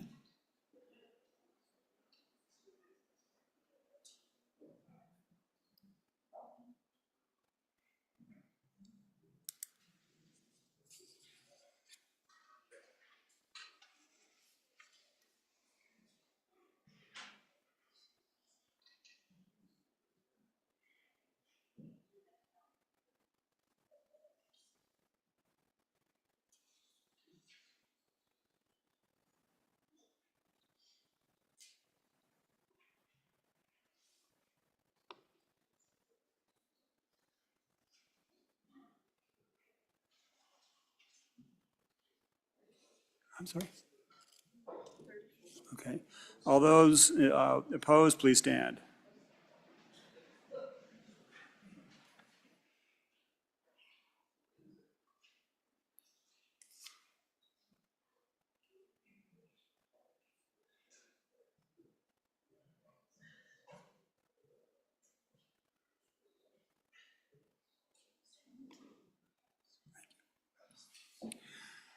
Senate File 27 has passed Committee of the Whole. 34 to 22. The next bill for our consideration, I have a new list here, is Senate File 53. The reading clerk will please read the bill. Senate File 53, sponsored by Senator Landon. 6th Judicial District, number of judges, an act relating to the judiciary. Mr. Speaker, your committee number 1, Judiciary, to whom is referred Senate File 53, 6th Judicial District, number of judges, respectfully report same back to the House with the recommendation that it do pass. Ayes, Representatives Chestick, Harrelson, Jennings, Nemec, Oakley, Provenza, Rodriguez, Williams, Washit. Excused, Representative Crago. Representative Washit, Chairman. This bill was re-referred to Committee number 2, Appropriations. Mr. Speaker, your Committee number 2, Appropriations, to whom is referred Senate File 53, 6th Judicial District, number of judges, respectfully report same back to the House with the recommendation that it do pass. Ayes, Representatives Henderson, Larson, Nicholas, Sherwood, Stith, Walters, Swanitzer. Representative Nicholas, Chairman. You've heard the reading of the bill. What is your pleasure, Chairman Washit? Thank you, Mr. Chairman. I move that when Committee of the Whole rises to report, to do so with a recommendation that Senate File 53 do pass, and I'll present the bill. Members, you'll remember last year we had a bill dealing with 3 different judicial districts and a shortfall in the number of judges available in those courts. And we approved 2 of those courts to receive judges immediately because those districts had available courtroom space for them. Since that date, the head of the judicial branch has notified us that the District number 6 up in Campbell County has in fact constructed the courtroom and facilities necessary for the additional judge in that district. And so what this bill does is it appropriates the funds and authorizes that appointment of a judge in that district. This is based on about a multi-year workload study that was done by the judicial branch. And it was determined that the 6th Judicial District, there were 3 judges up there and they were doing the work of 4. And so it was clearly eligible for an additional judge. And that's what this bill does, is it gives that district a judge that they sorely need. And one of the peripheral issues here that I think is important is that when a district is really shorthanded, they borrow judges from other districts. And that helps them keep pace with the docket. The downside of that is that those judges who substitute from other districts are not subject to a vote of retention by the people of their district. And so when you replace a judge with or fill this position with a full-time judge, then this judge will be accountable to the people of that district. And I think that's an important consideration. So stand for questions, but please support this and get the 6th Judicial District the judge it needs. Is there any further discussion on the bill? Question being called. All those in favor of Chairman Washit's motion that when the Committee of the Whole rises to report, it does so with the recommendation that Senate File 53 do pass. All those in favor say aye. Aye. All those opposed say no. No. Senate File 53 has passed the Committee of the Whole. The next bill for our consideration is Senate File 114. The reading clerk will read the bill. Senate File 114, sponsored by Senator Rothfuss. Contractor licenses, reciprocal recognition requirements, an act relating to city, county, state, and local powers.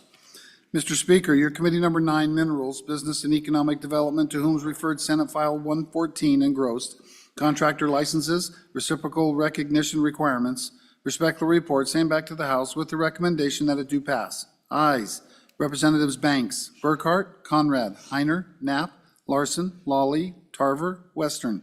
Representative Burkhart, Chairman. You've heard the reading of the bill. What is your pleasure, Chairman Burkhart?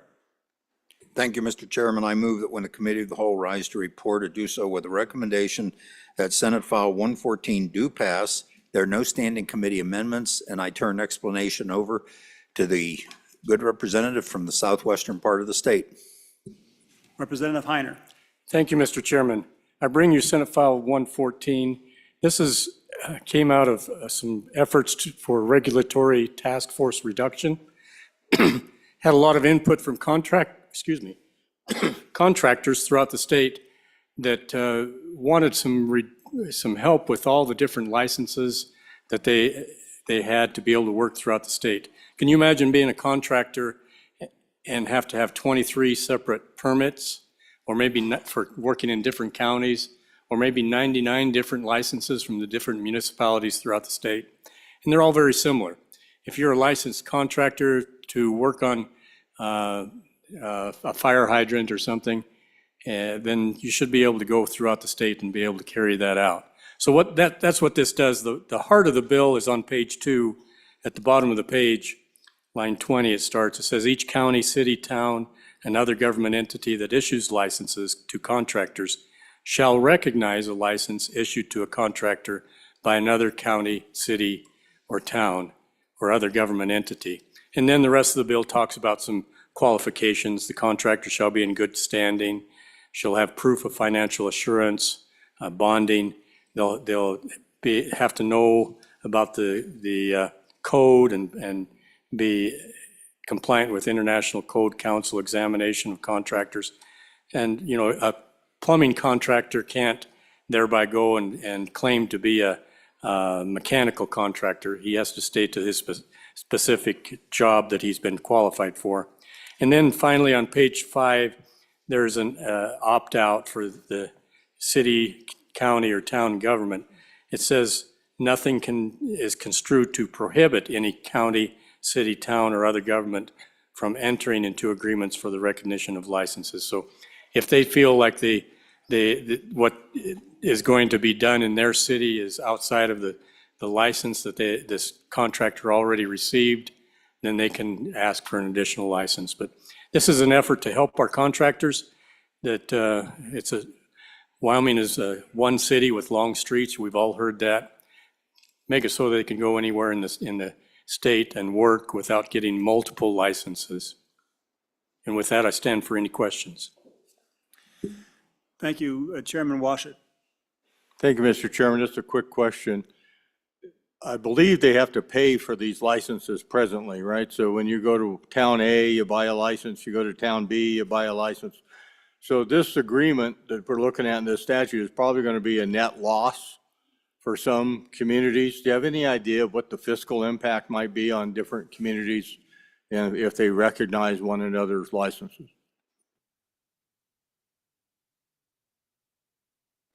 Representative Hornock. Thank you, Mr. Chairman. Can we make this effective immediately? Just kidding. Question on this. Some governmental agencies around the state, their contractor requirements are you sign up and you've got it, basically. You pay the fee and you've got it. Other municipalities have very strict requirements. Is there, I know in other places that do this kind of reciprocity type of thing, they require that you meet the most strict of the 2 entities that you're applying for. Is there any provision in the bill for that kind of, or any language to that effect? Thank you.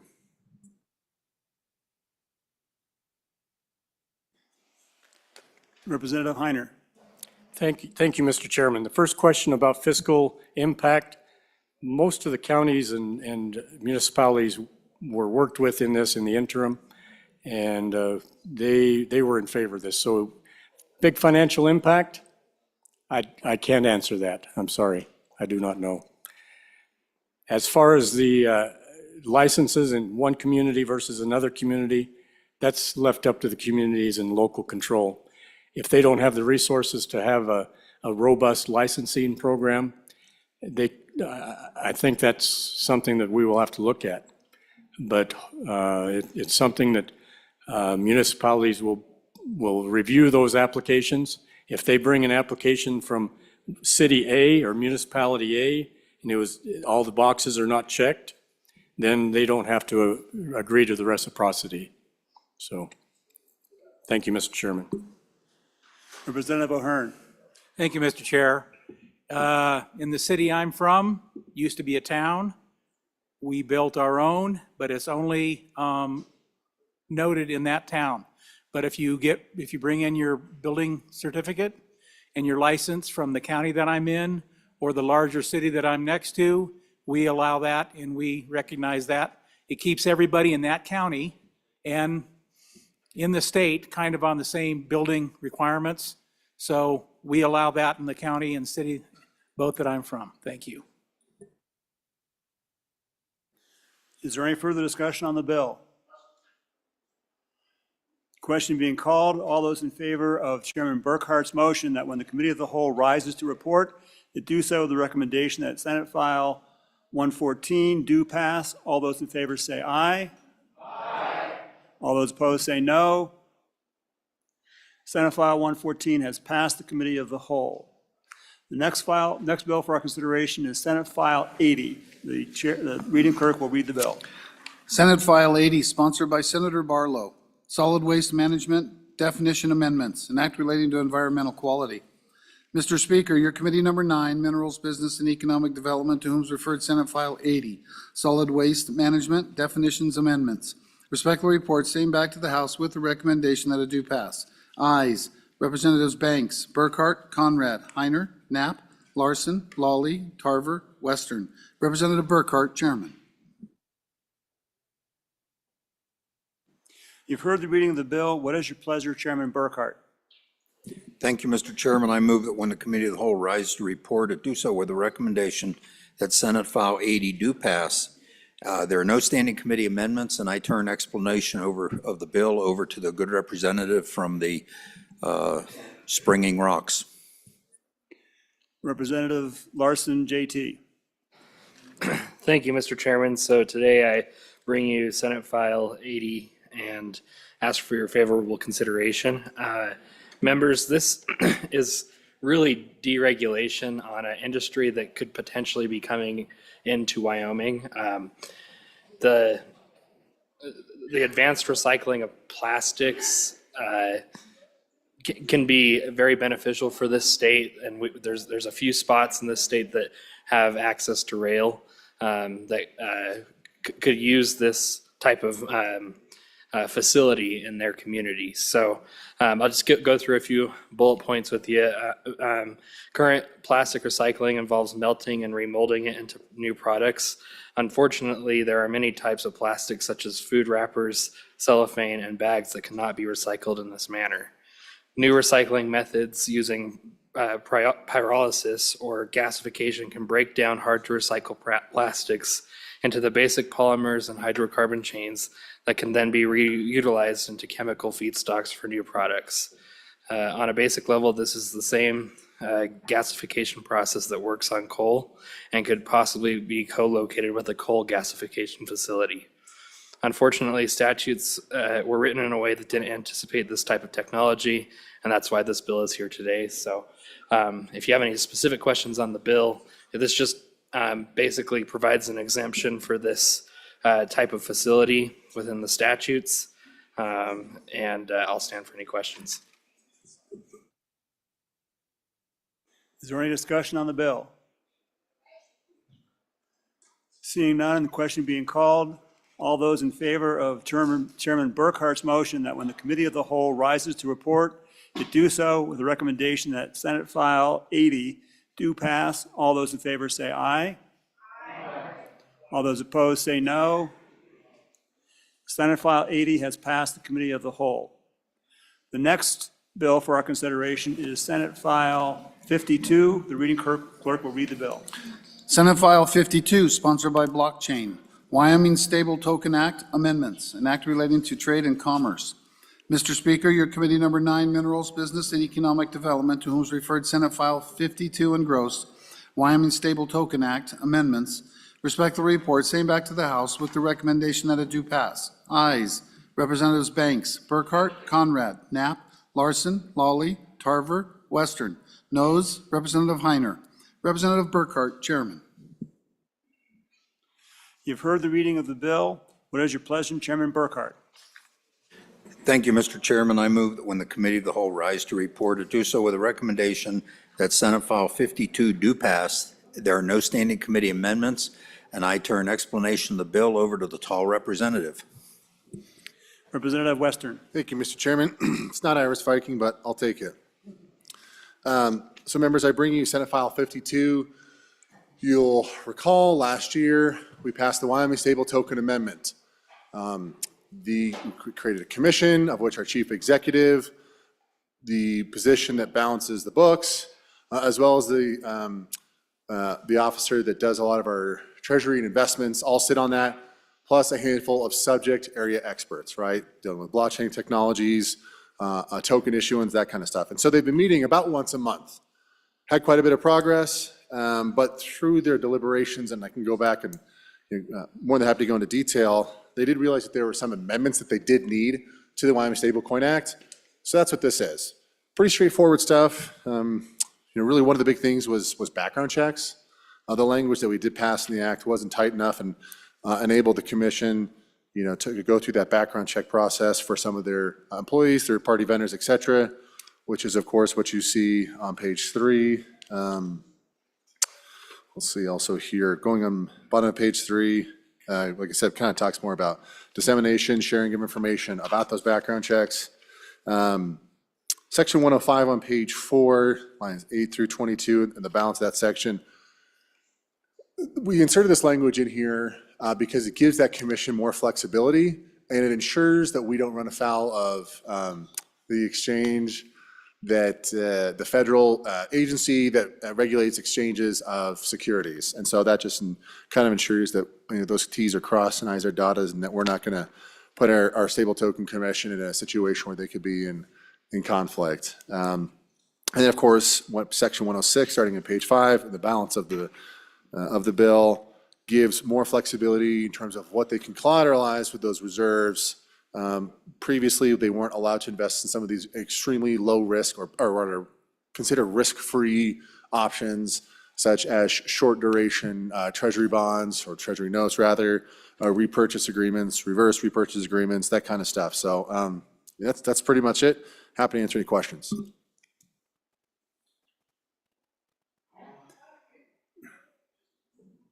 Representative Hornock. Thank you, Mr. Chairman. Question, I'm not sure what page of the bill, I'm looking at the bill online, but there's some changed language in 4031-105, paragraph 3, or no, paragraph 1.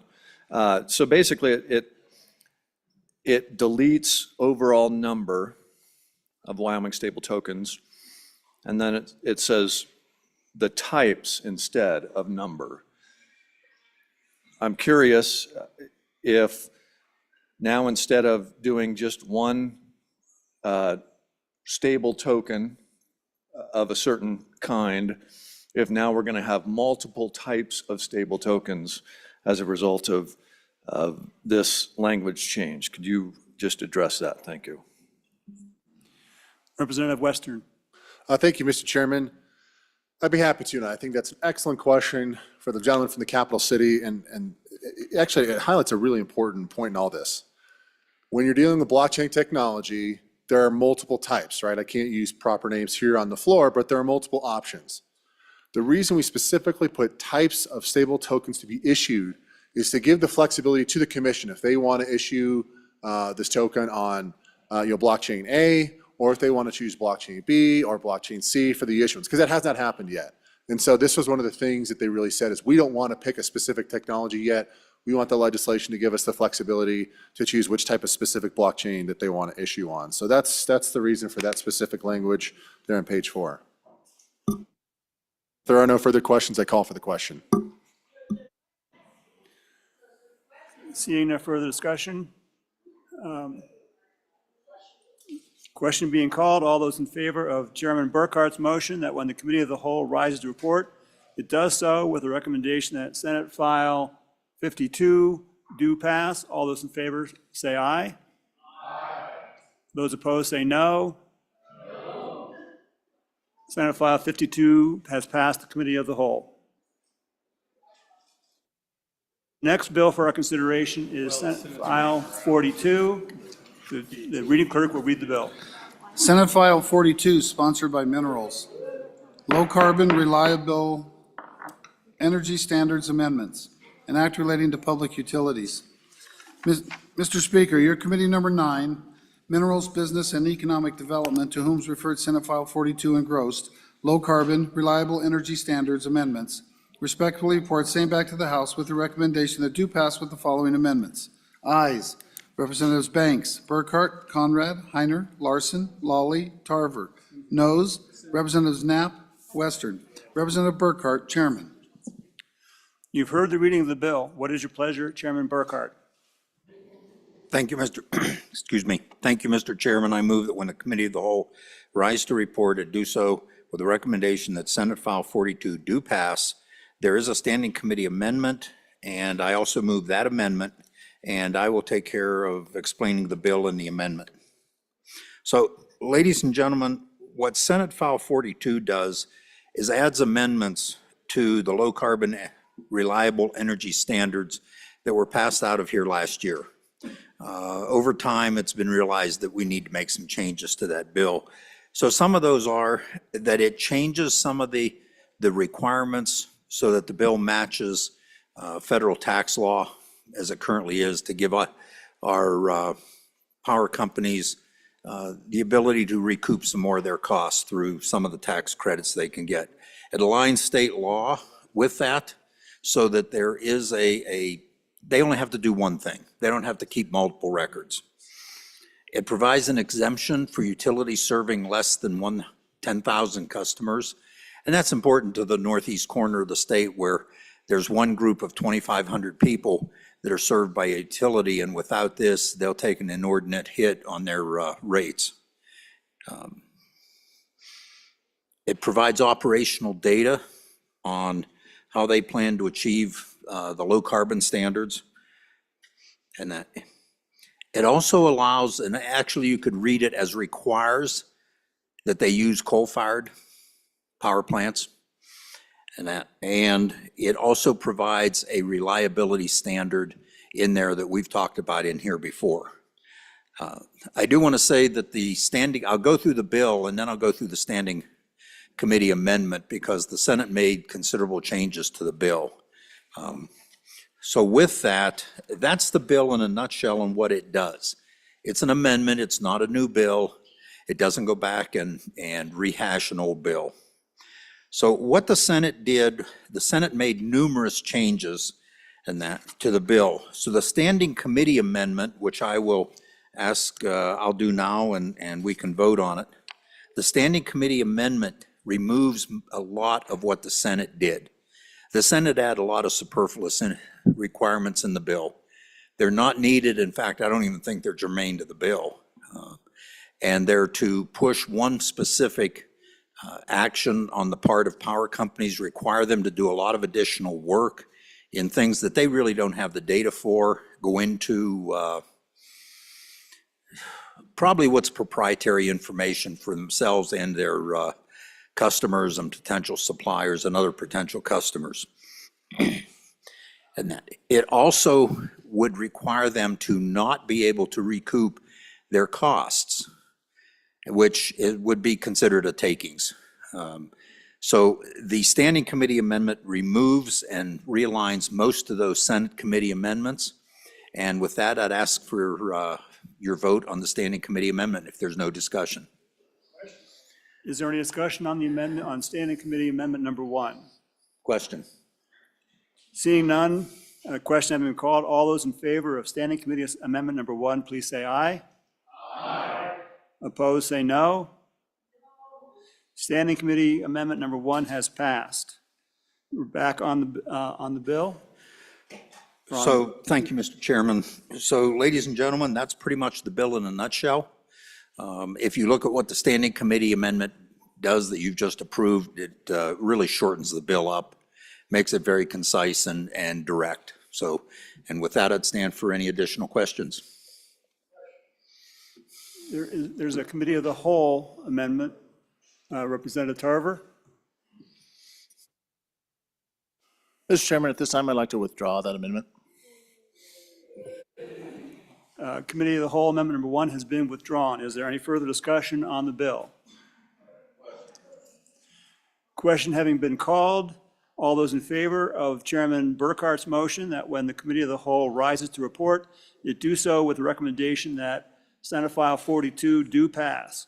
All those in favor, please say aye. Aye. All those opposed say no. No.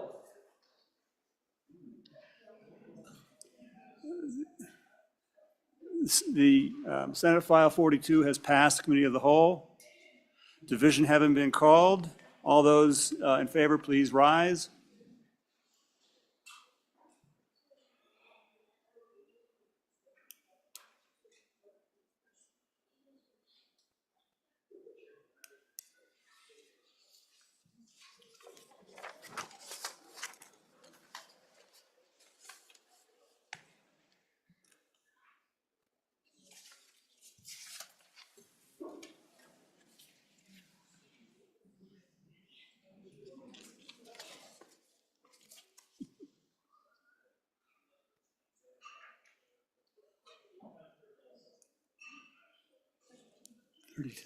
All those opposed, please rise.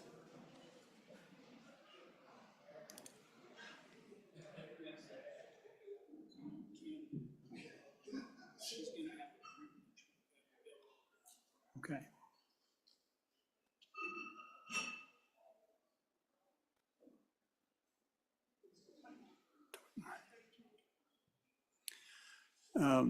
Senate file number, where are we? 42 has passed the committee of the whole, 32 to 21. Representative Storer, Mr. Chairman, privilege of the floor. please. Ladies and gentlemen, I'd like to introduce you to my colleague and friend, Molly Hughes, Executive Director of the Hughes Charitable Foundation. She's in the West Gallery. Molly and the Hughes Foundation have made a huge impact on the lives of Wyomingites across the state through their efforts to address food and housing insecurity, support at-risk youth and our indigenous communities, and fund the arts and education, to name but a few of their charitable giving. I hope you'll join Molly and me this evening with several other funders who have come together to found what's called the Wyoming Funders Group. We'll be hosting you at my home across the street on the north side of the Herschel Building, 120 West 26th Street. Please join us at 6 p.m. or whenever you are free thereafter. Please welcome Molly to the house.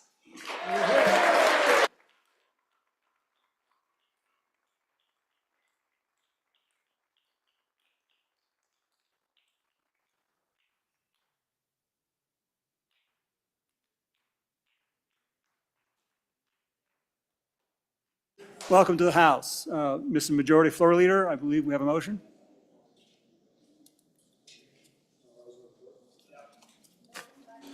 Mr. Speaker, I move the House rise and report. No, what? All those in favor, please, please say aye. Aye.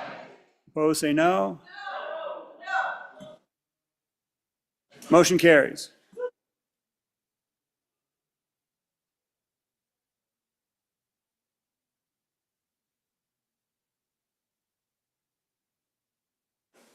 The reading clerk will read the committee of the whole report. Mr. Speaker, your committee of the whole, having had under consideration bills on general file, begs leave to report as follows. Senate File 6, do pass amended. Senate File 73, do pass. Senate File 57, do pass. Senate File 105, do pass. Senate File 125, do pass amended. Senate File 90, do pass amended. Senate File 26, do pass. Senate File 96, do pass. Senate File 123, do pass. Senate File 27, do pass. Senate File 53, do pass. Senate File 114, do pass. Senate File 80, do pass. Senate File 42, do pass. Senate File 42, do pass amended. Representative Chestick, Chairman. Chairman Chestick, Mr. Speaker, I move the committee of the whole report. you have heard the motion. All those in favor say aye. All those opposed, no. Motion carries. Congratulations, Chairman Chestick.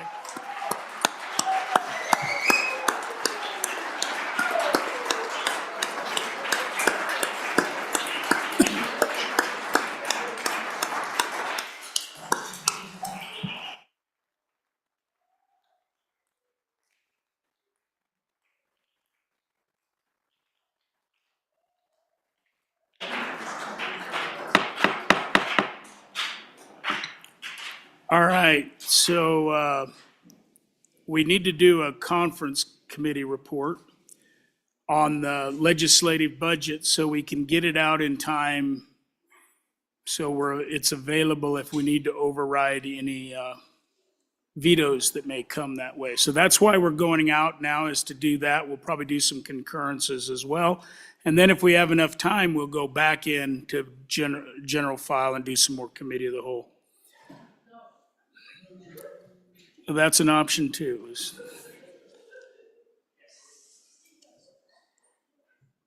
First, it'd be messages from the Senate. Message number 258. Mr. Speaker, the Senate did concur on House amendments to the bill listed below by the vote indicated. Senate File 18, Indian Child Welfare Act, Safe Haven Amendments. Ayes 25, excused 6. Message 259. Mr. Speaker, the Senate did concur on House amendments to the bill listed below by the vote indicated. Senate File 7, Behavioral Health Redesign, Vulnerable Adults. Ayes 22, noes 3, excused 6. Message 264. Mr. Speaker, the Senate did concur on House amendments to the bill listed below by the vote indicated. Senate File 22, Public Service Commission, Electricity Reliability. Ayes 24, noes 1, excused 6.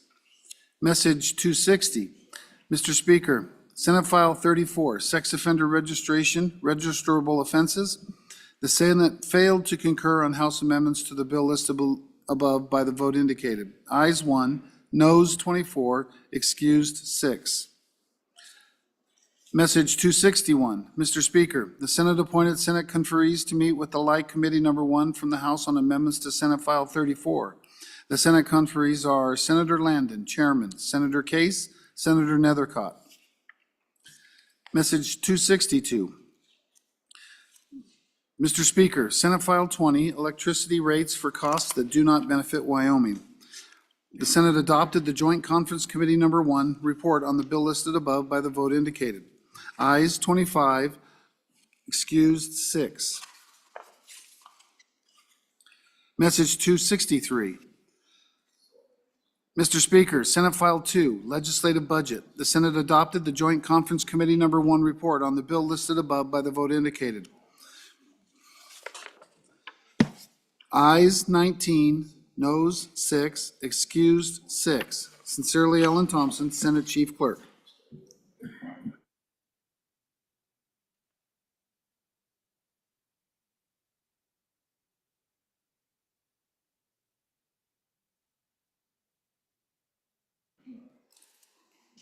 Okay. All right.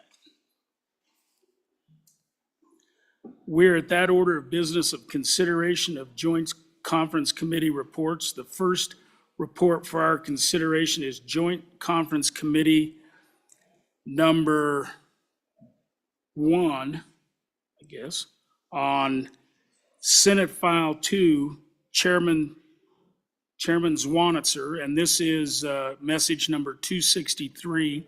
And just for information, the JCC can be found on the amendment page on the computer. So if you go to that part where the amendments are on the bill, you'll find the JCC. So Chairman Zwanitzer.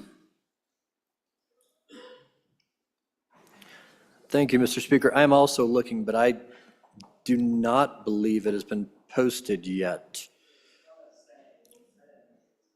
It is on, if you go to the amendments on Senate File 2, You can find it because the Senate has adopted it. So if you look at the amendment page in the budget, yeah. So again, I'll be happy to talk to you about what we did. You'll remember the legislative budget, there was two discrepancies between us and the other body. The first dealt with two task forces, the Regulatory Reduction Task Force and the Mental Health and Vulnerable Adult Task Force. The Senate, and I'll talk about the other body a little bit because it's a joint conference committee, they heard a bill regarding the Regulatory Reduction Task Force, which we did not hear on this side. We heard the Mental Health and Vulnerable Adult Task Force, at least part of it. They did not hear on their side. Because of this discrepancy, we basically agreed to not continue either of those for 2 years. We will continue each of those for 1 year through December 31st, 2024. So you'll see we cut the money from the original appropriation of $55,000 to $20,000, but this continues both of those task forces for the rest of 2024. Should we want to continue them in the next legislature, they will have to bring those back before the body in 2025. The other split was on this task force, if we could create new task forces. The Senate had language in the bill that basically said it had to be an emergency to create a task force, and you had to have 2/3 vote of management council. We thought that might be a bar too high and set a weird precedent. As many of you know, we only have gone to a 10-member management council here last biennium. So what we agreed to do is for this upcoming year, 2024, we'll have that same language that says no new task force can be created by management council unless 2/3 of the members of management council and for an extreme emergency or emergent emergency is the language for emergencies. But that'll also expire at the end of 2024 because we'll have a new management council in 2025 with new priorities, a new legislature. So that is how we divided up all of the amendments. We kept everything, but made them all only for a year, and we saved the legislative budget about $60,000. Happy to answer any questions. Anybody for their first time? Nope. Question having been called. We are voting on Joint Conference Committee number 1 to Senate File number 2. A majority of the elected members is required to adopt the report. The chief clerk will please call the roll. Element, Allred, Andrew, Angelos, Banks, Bear, Berger, Brown, Burkhart, Byron, Chadwick, Chestick, Clauston, Conrad, Crago, Davis, Eklund, Harrelson, Harshman, Heiner, Henderson, Excuse. Hornock, Jennings, Knapp, Larson Lloyd, Excuse. Larson JT, Lawley, Locke, Nyman, Newsom, Nicholas, Excuse. Nemec, Northrup, Oakley, Obermueller, O'Hearn, Olson, Ottman, Pendergraft, Penn, Provenza, Rodriguez Williams, Sherwood, Excuse. Singh, Slagle, Smith, Stith, Excuse. Storer, Strock, Stivar, Tarver, Trujillo, Walters, Excuse. Ward, Washut, Western, Winter, Wiley, Yin, Zwanitzer Dan, Zwanitzer Dave, Excuse. Speaker Summers. Are there any changes? Closing vote. Vote closed. 55 aye, 7 excused. By your vote, you have adopted Joint Conference Committee number 1 report to Senate File 2.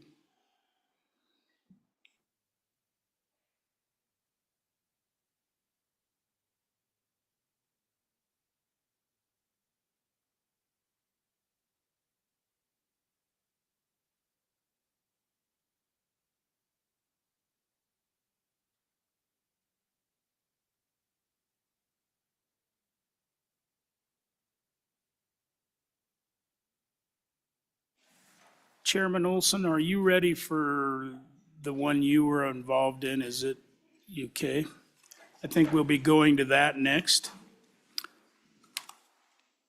So the next report for our consideration is Joint Conference Committee Number 1 on Senate File 20. Chairman Olson.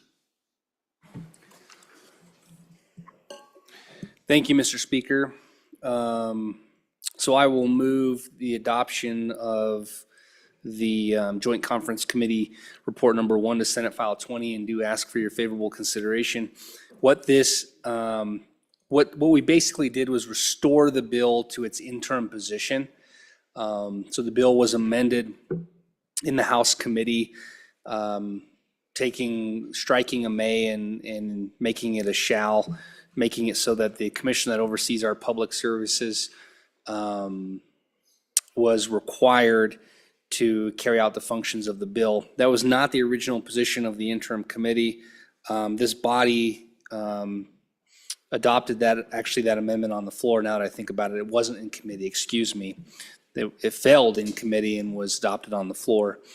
After meeting with our Senate counterparts and the author of that amendment as well, we agreed to go back to the position of the interim committee, and that's all you're doing is adopting that position. And I'll take any questions, Mr. Speaker. Anybody for the first time? Sensing your urge to vote? Question anywhere? All right. We are voting on Joint Conference Committee Number 1 on Senate File 20. A majority of the elected members is required to adopt the report.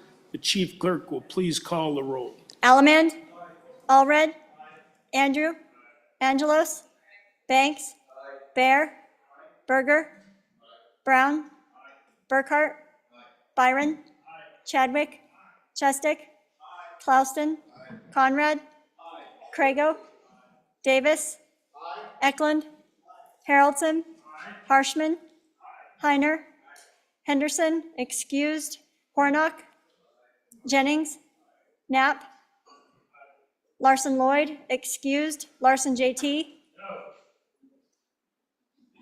Lawley, Locke, Nyman, Newsom, Nicholas, excused, Nemec, Northrup, Oakley, Obermuller, O'Hearn, Olson, Ottman, Pendergraft, Penn, Provenza, Rodriguez-Williams, Sherwood, excused, Singh, Slagle, Smith, Stiff, excused, Storer, Strzok, Stivar, Tarver, Trujillo, Walters, excused, Ward, Washut, Western, Winter, Wiley, repeat, Yin, Zwanitzer Dan, Zwanitzer Dave, excused, Speaker Summers. Are there any changes?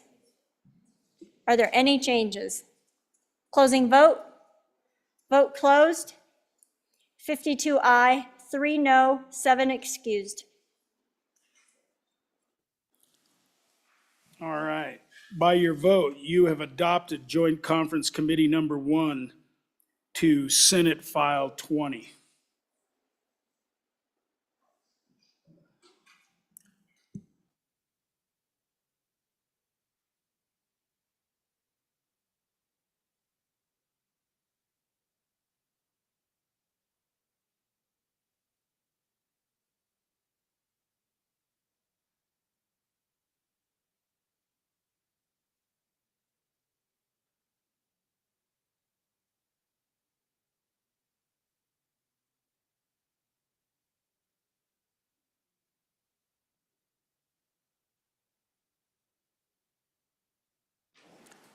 We're at that order of business of request to concur with Senate amendments to House Bill. The first message, I don't have the message numbers on any of this, so I'm going to have more paperwork.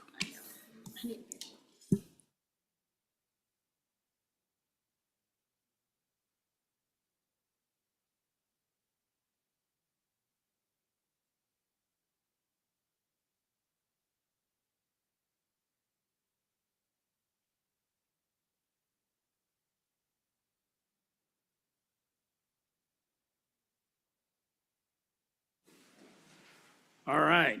The first method, we are at that order of business of request to concur with Senate amendments to House bills. First message for our consideration is message number 257 on House Bill 148. Chairman Washit.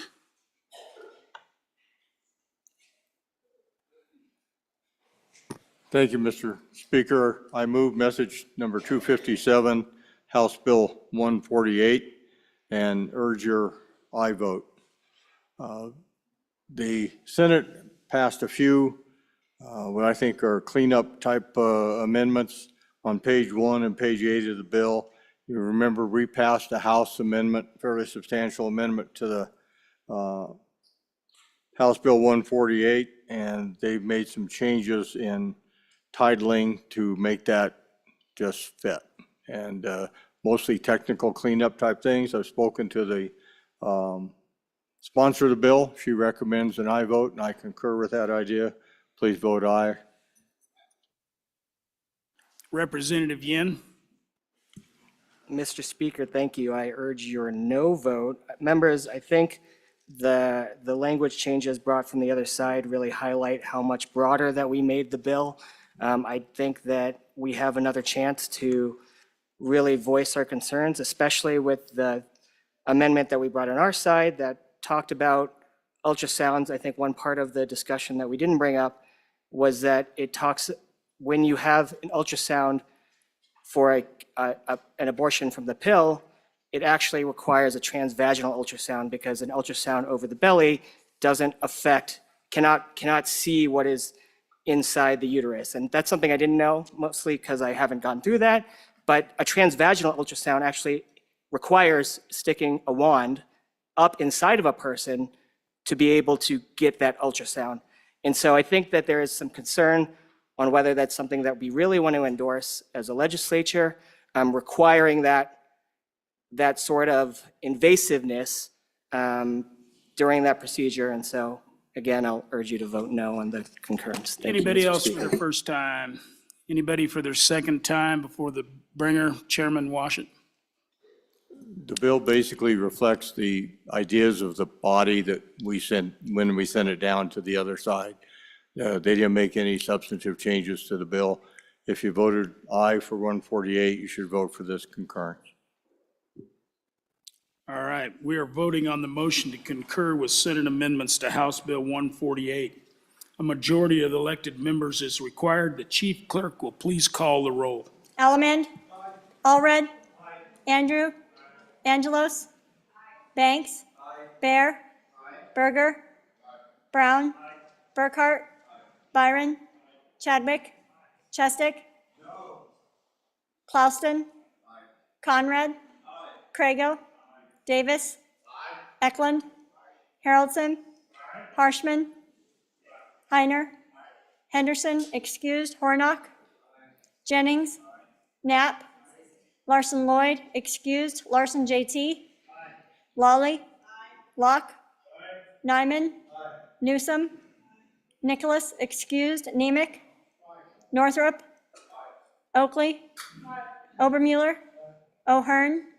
Olson. Ottman. Pendergraft. Penn. Provenza. Rodriguez-Williams. Sherwood, excused. Singh. Slagle. Smith. Stith, excused. Storer.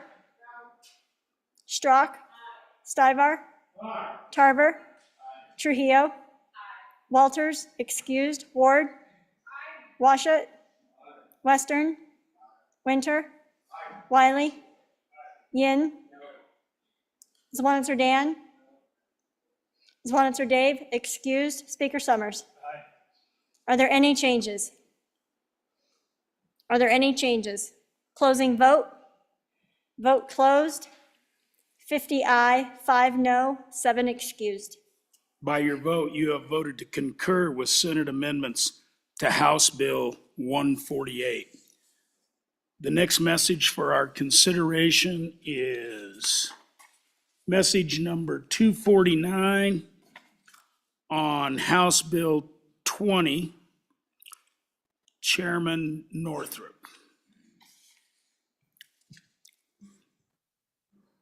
Thank you, Mr. Speaker. I move for concurrence on message 249 on House Bill 20 and ask for your favorable vote. Members, the Senate went through, and as they're working this bill, the department that comes to collect the data for the figuring out how we're going to be able to come up with new numbers in our recalibration, that group said, hey, we can't do it at that time. They offered new numbers, new dates, and so I'm asking you to concur with those dates. Basically, they moved it up a year. Vote aye. Anybody want a question? Nope. Okay. I'll do my little spiel. We're voting on the motion to concur with Senate amendments to House Bill 20. A majority of the elected members is required. The chief clerk will please call the roll when she can.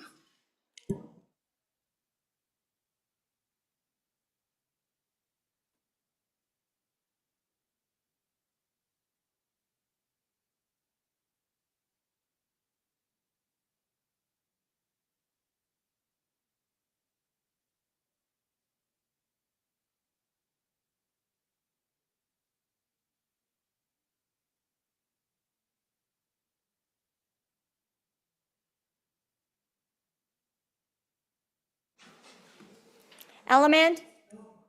Allred? Andrew? Angelos? Banks? Bear? Berger? Brown? Burkhart? Byron? Chadwick? Chestick? Clauston? Conrad? Crago? Davis? Eklund? Haroldson? Harshman? Heiner? Henderson, excused. Hornock?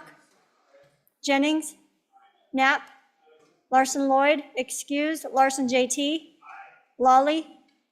Locke? Nyman? Newsom? Nicholas, excused. Nemec? Northrup? Oakley? Obermuller? O'Hearn? Olson? Ottman? Pendergraft? Penn? Provenza? Rodriguez-Williams? Sherwood, excused. Singh? Slagle? Smith? Stith, excused. Storer? Strock? Stivar? Tarver? Trujillo? Walters, excused. Ward? Washut? Western? Winter? Wiley? Wiley? Yin? Zwanzer Dan? Zwanzer Dave, excused. Speaker Summers? Are there any changes? Are there any changes? Closing vote. Vote closed. 51 aye, 4 no, 7 excused. By your vote, you have voted to concur with Senate amendments to House Bill 20.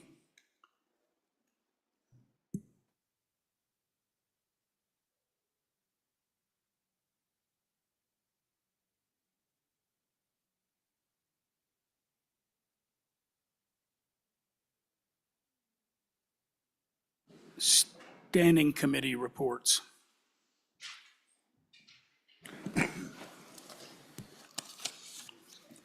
Senate File 19, sponsored by Education, Developmental Preschool Funding, an act relating to developmental preschool funding.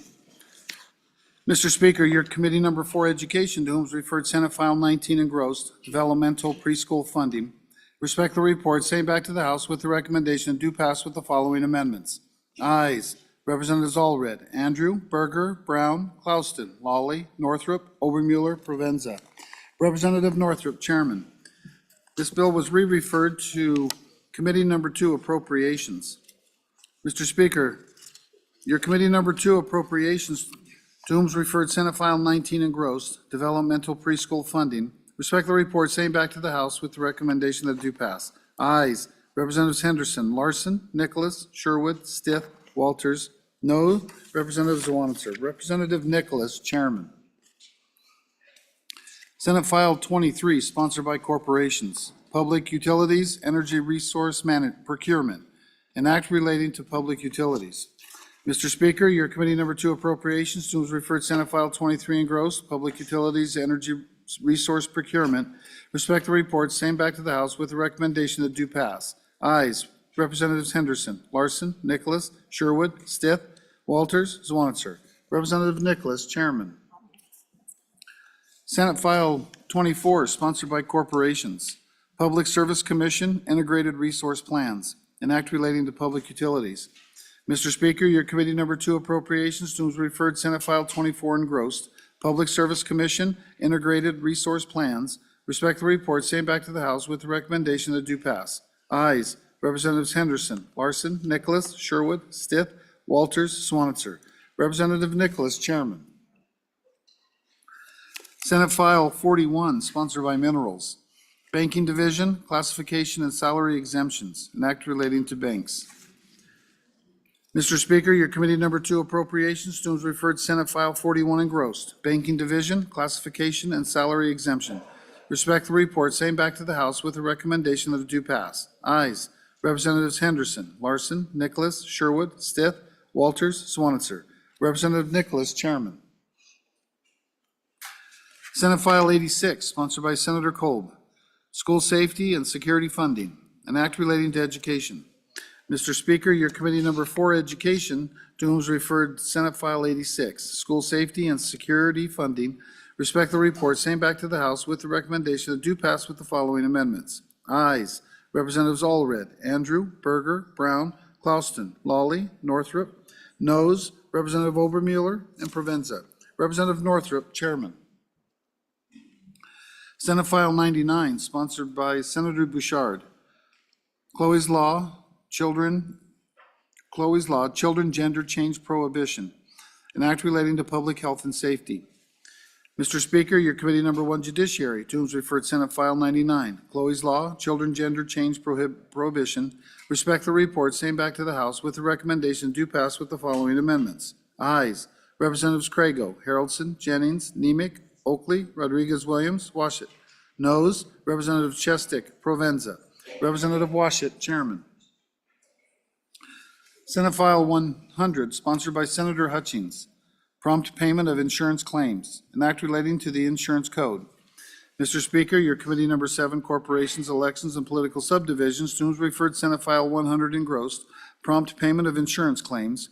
Respect the report, same back to the House with the recommendation that it do pass. Ayes, Representatives Chadwick, Haroldson, Harshman, Knapp, Newsom, Olson, Ottman, Wiley, Yen. Representative Olson, Chairman. Senate File 118, sponsored by Senator Hicks. Bighorn and domestic sheep relocation, federal action, an act relating to wildlife and livestock. Mr. Speaker, your committee number 2 appropriations to whom is referred Senate File 118, engrossed, Bighorn and domestic sheep relocation, federal action. Respect the report, same back to the House with the recommendation that it do pass. Ayes, Representatives Henderson, Larson, Nicholas, Stith, Walters, Zwanitzer. Noes, Representative Sherwood. Representative Nicholas, Chairman. Senate File 69, sponsored by Senator Landon. Hospice care reimbursements, an act relating to welfare. Mr. Speaker, your committee number 2 appropriations to whom is referred Senate File 69, hospice care reimbursements. Respect the report, same back to the House with the recommendation that it do pass. Ayes, Representatives Henderson, Larson, Nicholas, Sherwood, Stith, Walters, Zwanitzer. Representative Nicholas, Chairman. Senate File 75, sponsored by Water, the Omnibus Water Bill Construction, an act relating to water development projects. Mr. Speaker, your committee number 2 appropriations to whom is referred Senate File 75 engrossed, Omnibus Water Bill Construction. Respect the report, same back to the House with the recommendation that do pass with the following amendments. Ayes, Representatives Henderson, Larson, Nicholas, Sherwood, Stith, Walters, Zwanitzer. Representative Nicholas, Chairman.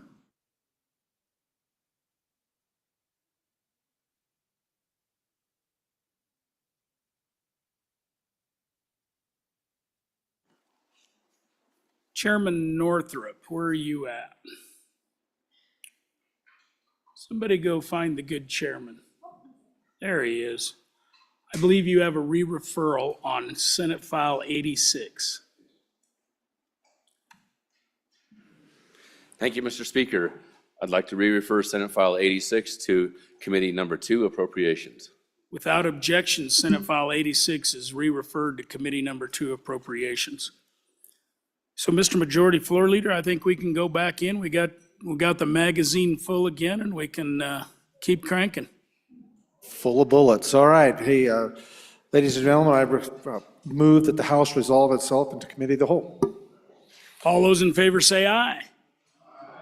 All those opposed, no. Motion carries. Chairman Chestick. And then I'll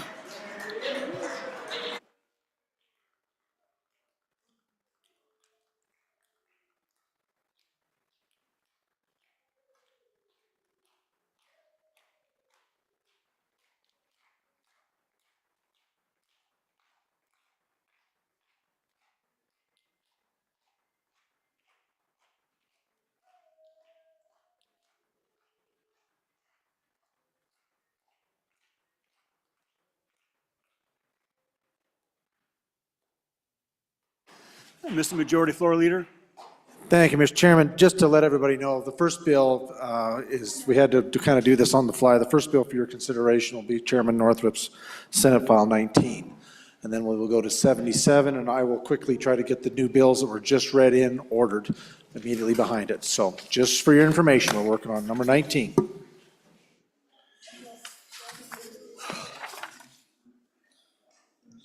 The Committee of the Whole will please come to order. The first bill for our consideration is Senate File 19. The reading clerk will please read the bill.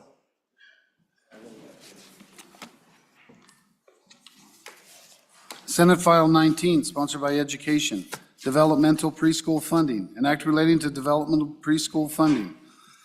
Mr. Speaker, your Committee Number 4 Education, to whom is referred Senate File 19 engrossed, Developmental Preschool Funding, respectfully report, same back to the House with the recommendation that do pass with the following amendments. Ayes, Representatives Allred, Andrew, Berger, Brown, Clouston, Lawley, Northrup, Obermuller, Provenza.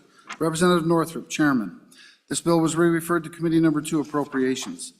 Mr. Speaker, your Committee Number 2 Appropriations, to whom is referred Senate File 19 engrossed, Developmental Preschool Funding, respectfully report, same back to the House with the recommendation that it do pass. Ayes, Representatives Henderson, Larson, Nicholas, Sherwood, Stith, Walters. Noes, Representative Zwanitzer.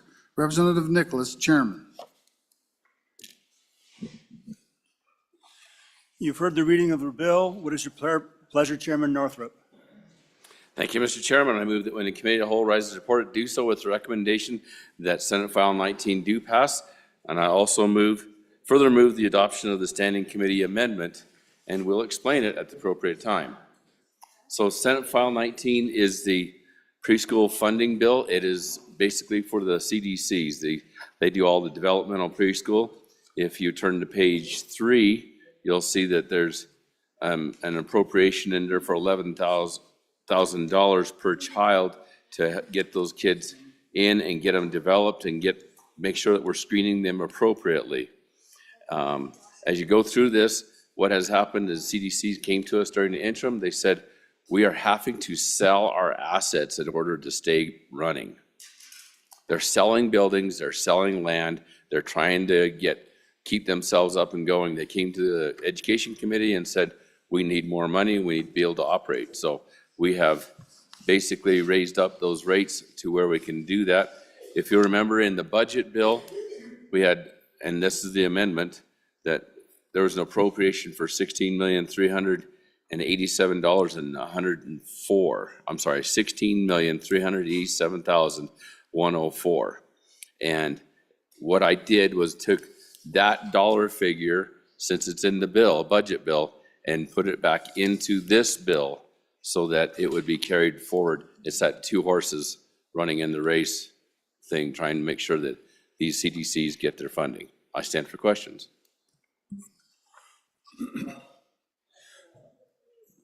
So you've heard the motion on Standing Committee Amendment Number 1. Is there any discussion on Standing Committee Amendment Number 1? Hearing none. Question having been called. All those in favor of Standing Committee Amendment Number 1, please say aye. Aye. Opposed, please say no. Standing Committee Amendment Number 1 has passed the Committee of the Whole. Back on the bill.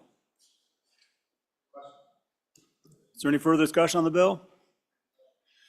Seeing none. Question being called. All those in favor of Chairman Northrup's motion that when the Committee of the Whole rises to report, it does so with the recommendation that Senate File 19 do pass. All those in favor, please say aye.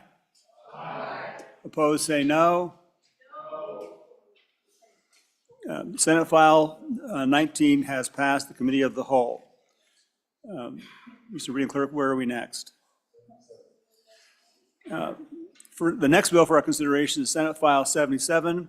Reading Clerk will please read the bill. Senate File 77, sponsored by Senator Nethercott, Homeland Defense, Infrastructure Reporting and Investigating, an act relating to Homeland Security. Mr. Speaker, your Committee Number 2 Appropriations, to whom is referred Senate File 77 engrossed, Homeland Defense, Infrastructure Reporting and Investigating, respectfully report, same back to the House with the recommendation that do pass with the following amendments. Ayes, Representatives Henderson, Larson, Nicholas, Sherwood, Stith, Walters, Swanitzer. Representative Nicholas, Chairman. Not seeing Chairman Nicholas.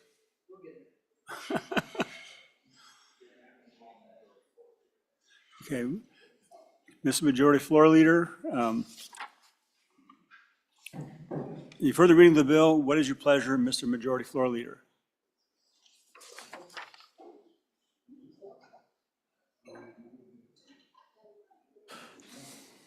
Mr. Chairman, I move that when the Committee of the Whole rises to report, that it do so with the recommendation that Senate File Number 77 do pass, and I will turn over the explanation of the bill to the good representative from this great city. Chairman Olson. Thank you, Mr. Chairman. So earlier I had the distinct privilege of bringing you the Beer Freedom Act. Now I'm going to bring you the Land Freedom Act. All right, this bill has been, my understanding is it's not an interim bill, but during the interim, it was worked pretty heavily with all the stakeholders, which included our military, the base here in the capital city, the Department of Homeland Security that oversees our security for our homeland for the state of Wyoming, the department that oversees our criminal investigations, and our attorney's office as well in the state. The idea is to provide Wyoming with a meaningful and lawful tool to combat foreign adversaries that are acquiring land near what are designated as our critical infrastructures. So this bill does 4 things. Number 1, it authorizes the department that oversees our homeland security to identify critical infrastructure in the state of Wyoming. They do that through legal descriptions. Then number 2, it requires our county clerks to report land transfers that occur within those critical infrastructure zones, and they report it to the department that oversees our homeland security and the department that oversees our criminal investigations. Number 3, so now once it's been reported, it authorizes the department that oversees our criminal investigations to investigate actual ownership of the land transfer. And then they go to the United States Secretary's list of suspected domestic terrorism. They compare it to that list and see if there are any actors owning land in Wyoming. That's literally the bill. So I will take any questions from the body. Question. Mr. Chairman, did you move the Standing Committee Amendment Number 1? I don't know if I technically can move it, but I would move it. I'll move Standing Committee Amendment for Appropriations. Number 1. Yeah. I guess I'll move Standing Committee Amendment Number 1 and ask for your favorable consideration. And I'll turn over the explanation of the Standing Committee to the amendment to the Good Country Lawyer. Representative Crago. Thank you, Mr. Chairman. So the standing committee amendment's pretty simple. It does two things. On page 5, line 6, we take out the word immediately, replace it with 15 days. I think that's in order to give your local clerks a little bit of time to make sure they can get the notification done, because immediately means immediately. This gives them just a little bit of grace. And then on line 10 on the same page, we take out 10 miles and we restrict that down to 5 miles. And then there's a couple places within the bill where we take out the word or near, words or near, and replace that within 5 miles of one of these designated critical infrastructure zones. And so that's what it does. I'd ask for an aye vote on the standing committee amendment. Is there any discussion on standing committee amendment number 1?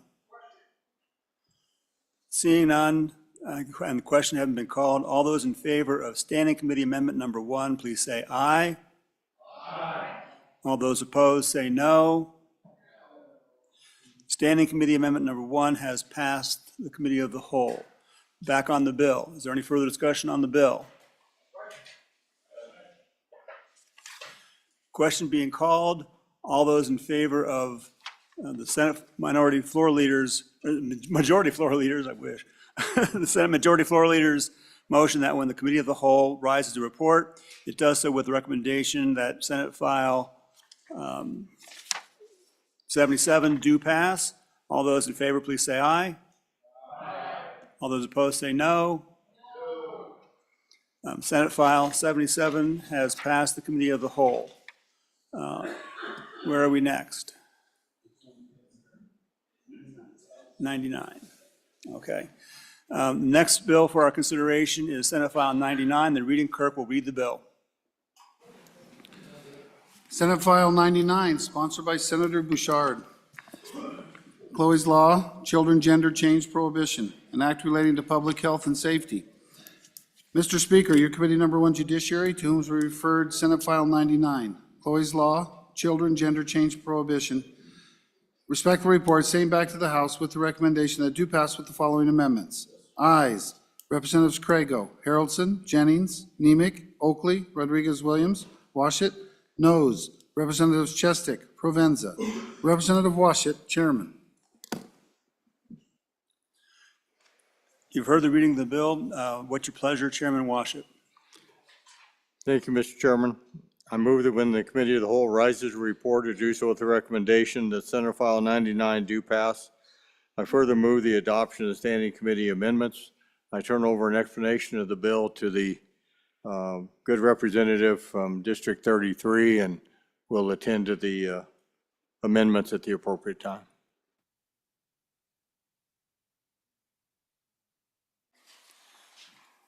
Representative Penn. Thank you, Mr. Chairman. All right, ladies and gentlemen, so Senate File 99, quick walkthrough of the bill of what it actually does. It's actually fairly simple. It prohibits healthcare providers from performing gender transition and reassignment care to minors. Keep in mind that when everything that we're discussing here is involving only treatment for the purposes of transitioning a child's biologic sex. So first of all, it prohibits sterilizing surgeries. It prohibits mastectomies. It prohibits the prescription of drugs that induce infertility. Again, all of those things looking back to, are they being used for the purpose of transitioning a child from their biologic sex? So as far as medications, it prohibits puberty blockers and specifically mentions puberty blockers with intent to stop or delay normal puberty. It prohibits supraphysiologic doses of hormones. So supraphysiologic means just doses that would be over and above what would be normal for that gender. We're talking cross-sex hormones there. And finally, it prohibits the removal of healthy body parts, once again, for purposes of transitioning a child to an opposite sex. It does provide a few exemptions. First of all, it exempts procedures to treat children with genetic abnormalities, as long as there's parental consent. So those things are not included in the bill. Those can still happen. It exempts situations like precocious puberty with parental consent. That is not included in this bill. And finally, it allows for the discipline of healthcare providers, nurses, like nurse practitioners, those who would be prescribing medications and making referrals, pharmacists and medical doctors, and gives them the authority, which is already in statute, as just mentioned, revoking and suspending licenses. So with that explanation, I would ask for your favorable consideration. We have a standing committee amendment that's been filed. Chairman Washington, could you come approach me for a second? Come up here, please. Mr. Chairman, the, Chairman Washington, could you come here for just a second, please?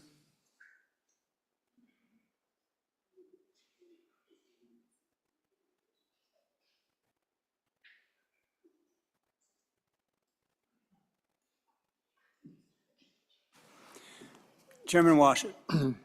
Mr. Chairman, I turn over explanation of the amendment to a good representative lawyer from the center of the state. Representative Oakley. Thank you, Mr. Chairman. So the amendments that we made in committee, first of all, deleting from the catch title, deleting the words Chloe's Law.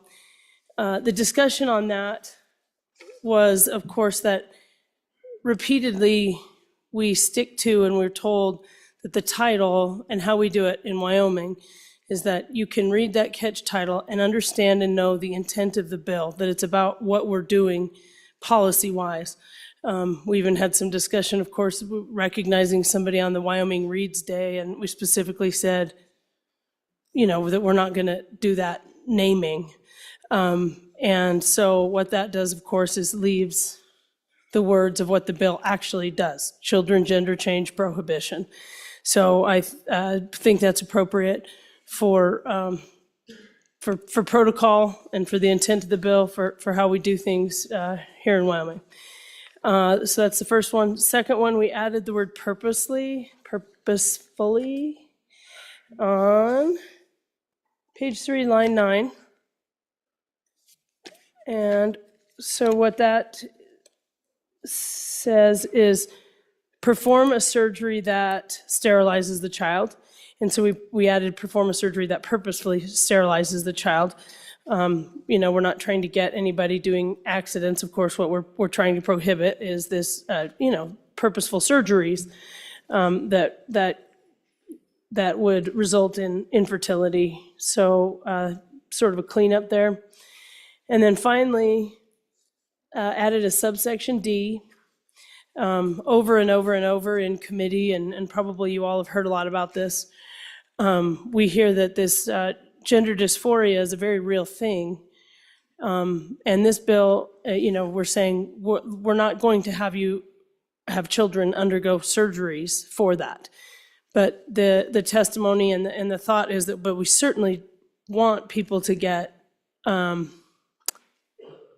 any psychological or psychiatric care that's available and that they can. So we added a subsection recognizing that gender dysphoria is a medical condition. Nothing in this article shall be construed to interfere with psychological or psychiatric care. And those were the standing committee amendments. And with that, I would ask for your vote. Is there any discussion on standing committee amendment number 1, Representative Ward?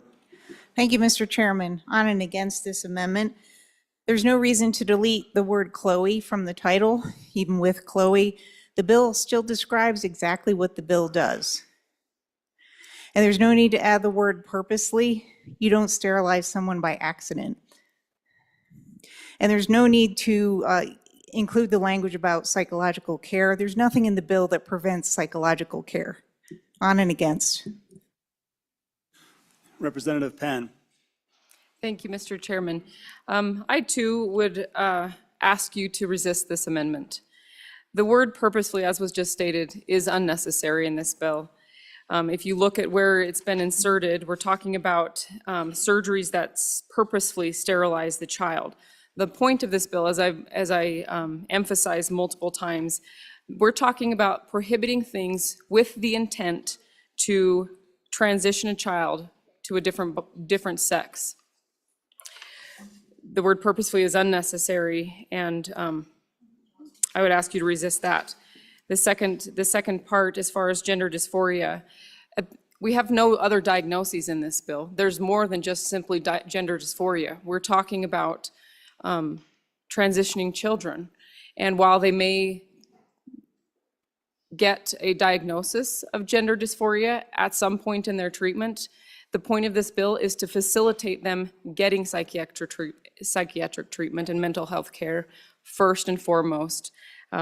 Once again, it's unnecessary, and if you want to delete the name of the title, bring that in another amendment.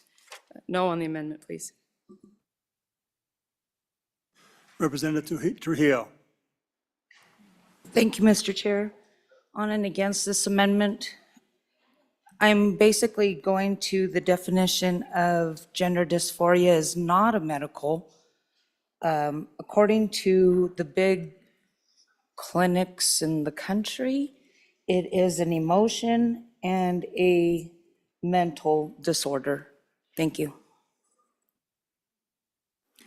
Representative Bear. Thank you, Mr. Chairman. I would like to divide the amendment.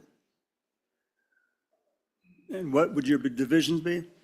The first division would be lines 1 and 2. That would be Division 1.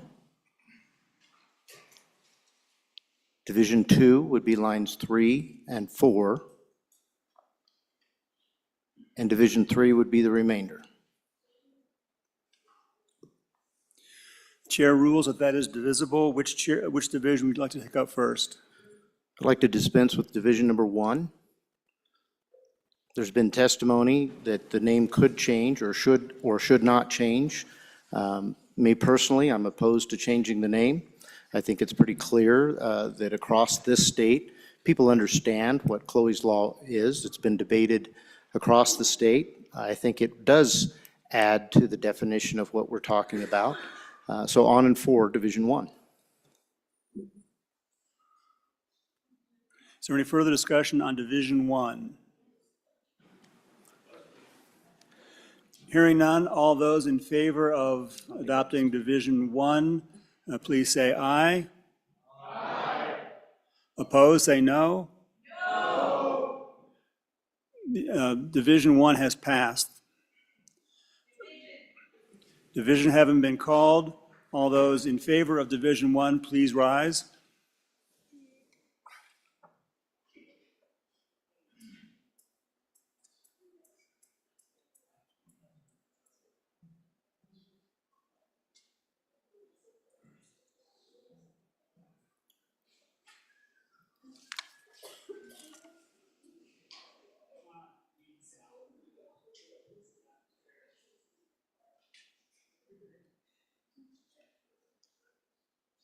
There's a few more that just came in.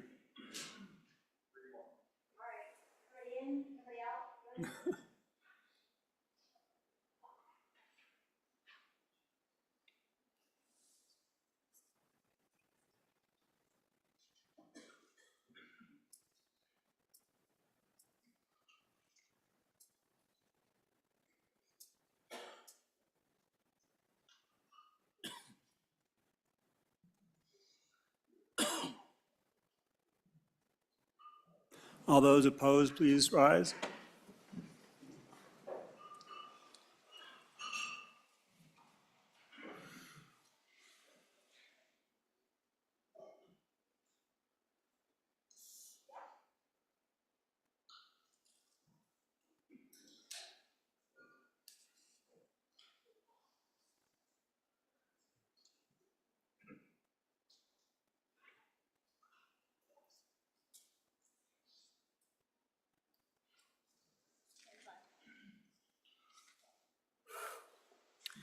Division 1 has been adopted 31 to 25. Discussion now on Division 2. Representative Bear. I'll try to be more specific. Last time I said I recommended an aye, and I apologize for my colleagues. I meant a no on that division, but back on to Division 2. Per purposely, we've debated the word knowingly for about 4 hours in the previous legislature, and I hate to subject this legislature to that. So I believe that purposely is along the same lines, again, on and opposed to this division. Any further discussion on division number 2, Representative Oakley? Thank you, Mr. Chairman. I think it's interesting because I've heard two things. One, you can't accidentally sterilize somebody. False. And two, that it doesn't do anything. If it doesn't do anything, then it's not offensive. So there's no problem with it being in there. So vote aye. Is there any further discussion on division 2, Representative Penn? Thank you, Mr. Chairman. I think that the comment was not that you can't accidentally sterilize someone. The comment is about the bill intending to sterilize someone for the purpose of transitioning, and those two things are very different. The word purposefully is unnecessary, but it also creates issues where maybe someone could come back and say, well, I didn't do it on purpose, and use that as an excuse that they transitioned a child, but they didn't do it on purpose, and claiming an accident. Certainly there could be accidents, but when we're talking about intent to sterilize, that's a different argument. Thank you. Representative Ward. Thank you, Mr. Chairman. On and against this division, purposefully creates an exception that swallows the rule. Any doctor could claim to be prescribing puberty blockers lawfully because they erroneously claim that these drugs do not sterilize. It is unnecessary and confusing. The bill does not prohibit, I'm sorry, just on and against.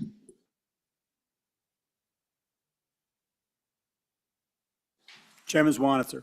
Thanks. There's no prescription in performing a surgery as far as I'm aware, so on in favor of the amendment. Accidents happen and you don't want a lawsuit, so I would say it's good to have the word in there. Is there any further discussion on division 2? Seeing none, all those in favor of division 2, please rise, or say aye. Aye. All those opposed, say no. No. Division 2, I didn't even call it yet. Division 2 has failed. Division being called, all those in favor of division number 2, please rise.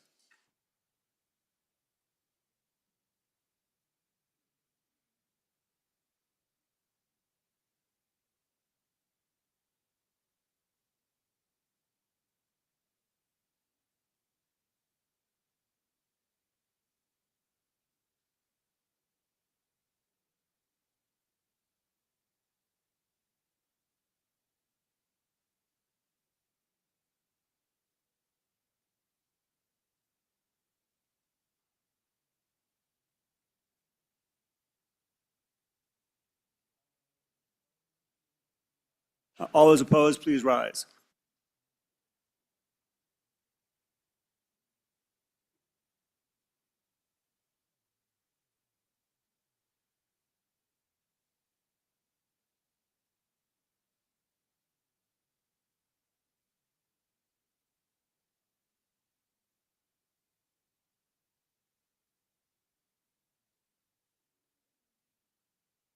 Division 2 has failed 21-33. Is there any further discussion on division number 3? Representative Baer. Thank you, Mr. Chairman. On Division 3, I recommend a no vote for this. It is my belief that we are not precluding any kind of treatment, psychiatric treatment, but by defining a particular psychosis as a psychosis, we're dabbling in the art of being doctors ourselves. I think it's outside of our prescriptive, outside the limits of what we should be doing.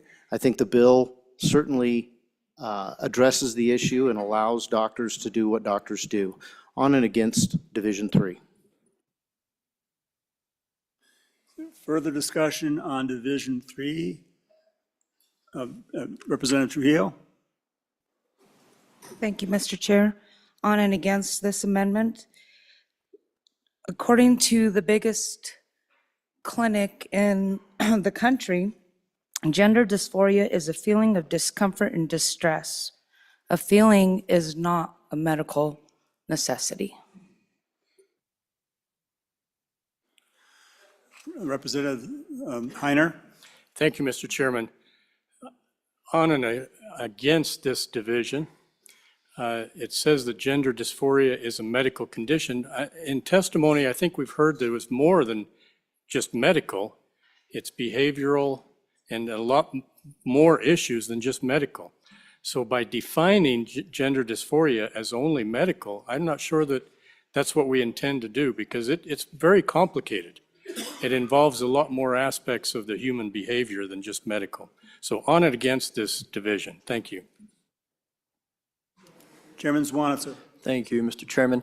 So without saying its name, there is basically the standard classification manual when it comes to mental health that all providers, all clinicians, everyone use, and it's in its 5th edition. In the 5th edition, there is in fact a diagnosis for gender dysphoria in children. And so it is, I'm not sure what the largest clinic in the country was referred to, but certainly in the manual that governs all of our, medical, psychological, psychiatric needs, it is defined, at least in children, so maybe that needs to be added into the amendment. But I do think it's important. You're making a statement with this bill that goes out to Wyoming. I know many, many people are in favor of the concept of this bill, but it does have some harmful effects and consequences to certain individuals in our society who may be dealing with this issue, their parents, their grandparents, their greater families. And so I do think it's proportionate, fair, whatever the word might be, to say that if we're going to take this step and say Wyoming doesn't support any of this, right, because this is no hormones, puberty blockers, et cetera, it is nice to say, hey, we actually understand that there are people in our state and in society who deal with these issues. There are probably very legitimate cases where people, even under 18, would like this, even if we're not going to allow them to have it. But if we're not going to allow them to proceed, we can at least give them care. We can continue to give them supports through their high school and junior high years, which are tough on everybody, right? It's not just this demographic. But it does say something that, hey, the law is the law, and this is, our line on the sand. But we understand that, you're going to have some ongoing psychological care that's probably necessary until you get to be an adult. And I think this is nice as a statement from the Wyoming legislature and from Wyoming saying, we're going to outlaw these procedures, but we are going to say we're going to continue to treat you and try to get you the best care possible for your teenage years. So vote aye. Representative Ward. Thank you, Mr. Chairman. On and against Division 3. This language is unnecessary and confusing. There is nothing in this bill that prevents psychological care. On and against. Representative Stivar.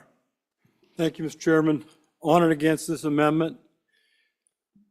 Gender dysphoria is not a medical condition. It's used in the psychiatric manual, the DMS-5. On and against. Is there any further discussion? Representative Oakley. Thank you, Mr. Chairman. So I think we're just trying to get it right here and be comprehensive. So we're talking, this bill is about how do we as a state want to handle this issue as it comes to children. And this just fits in from the testimony that we heard from our good medical providers. I've heard on the mic in this discussion that it's just a feeling and that it's not a medical condition. Both of those are not true, according to even referring to the DSM-5, since we're doing it. It absolutely is, and we're saying we recognize that it is, and that you should get psychological and psychiatric care. To be honest, I'm just a little confused as to why this would have such a pushback. That's what we heard over and over and over, that we don't want to do the cutting, but we want them to get the care that they need.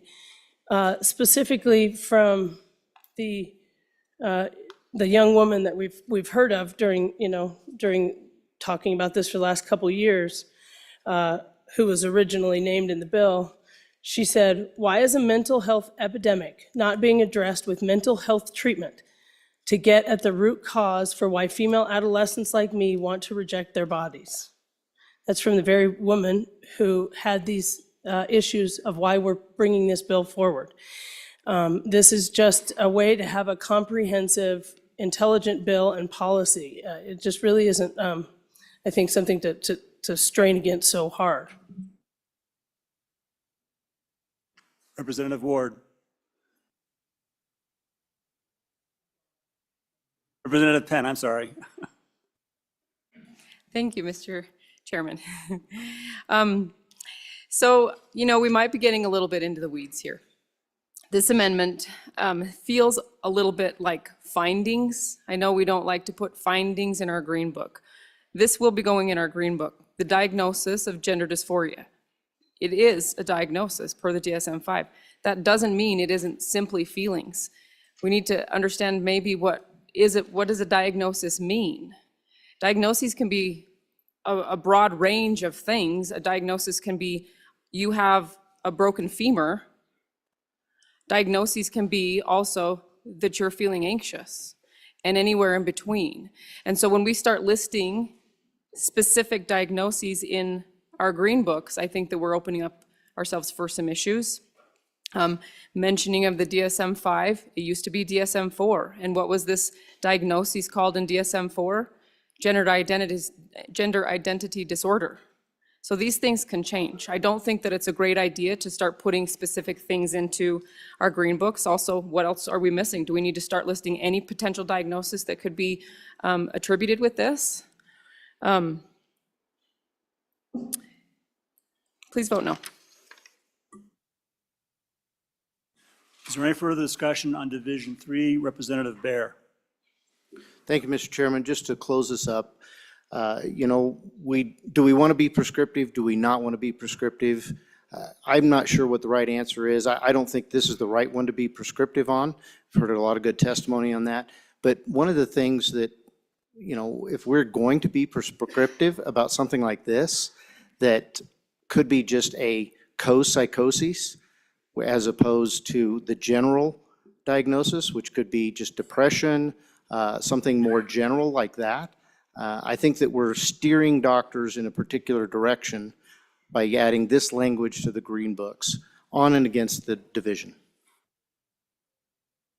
Any further discussion on on Standing Committee Amendment number 1? Seeing none. Question having been called. All those in favor of Division 3, please say aye. Aye. Opposed, no. No. Chair is in doubt. Could we have a standing, all those in favor, please rise.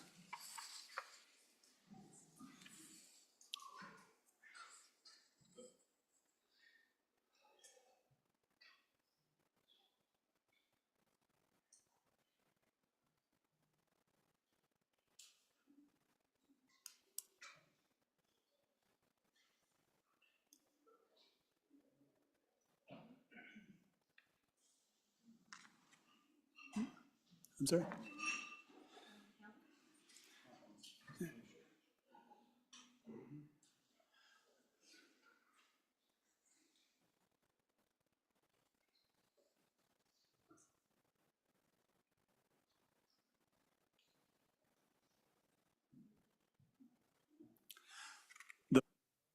Those opposed, please rise.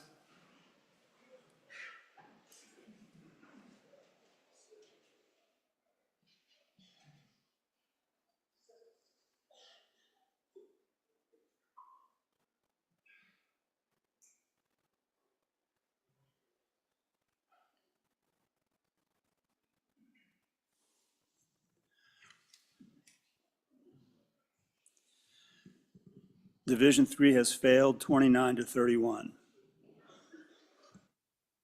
We're back on the bill. Is there any further discussion on Senate File 99? Minority Floor Leader Yin. Thank you, Mr. Chairman. So, Senate File 99. I think one of the biggest values that we've been prioritizing this entire session has been parental rights, right? We've talked about parental rights in healthcare. We've talked about parental rights in the court system. We've talked about parental rights a lot. This bill is not protecting parental rights. It's in fact doing the opposite. So I guess the question for the body, and maybe for yourself is, as a member, do you actually believe in parents as making the best healthcare choices for their child? Or do you only believe that if it's a healthcare choice that you would like or you would not like? Because if it's only a choice that you as a member of the body likes, then we're not really giving parental rights. We're deciding what parental rights we actually believe that a parent should have, not that they actually have the full choice of healthcare for their child.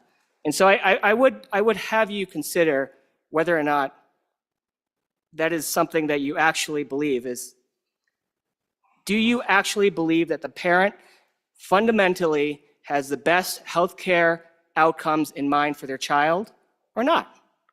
And then vote how you will on the bill. Thank you, Mr. Chairman. Further discussion on the bill?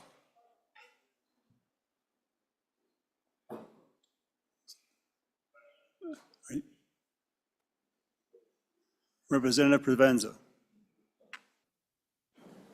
Thank you, Mr. Chairman. I want to quote one of my good colleagues from the center of the state who said, "I just don't think it's the business of the state to be in between the parent and child relationship like this.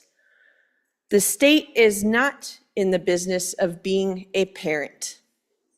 I appreciated those words.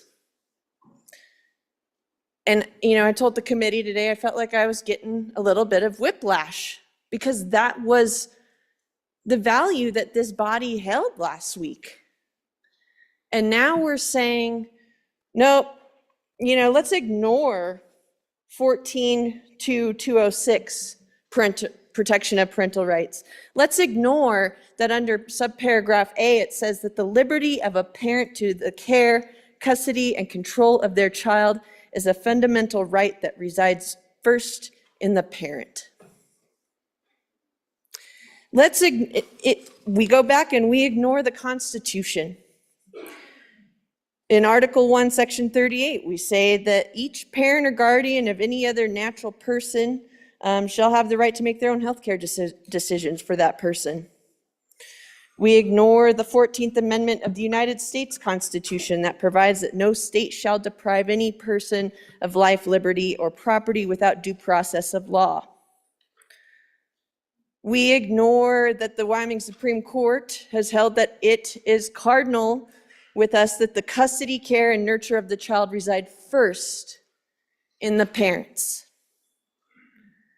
and that the state cannot infringe on that right without demonstrating that the government's interest is a compelling state interest addressed by the least restrictive means. And we violate equal protection. We're targeting a specific class of people based on things that, quite frankly, this body doesn't understand.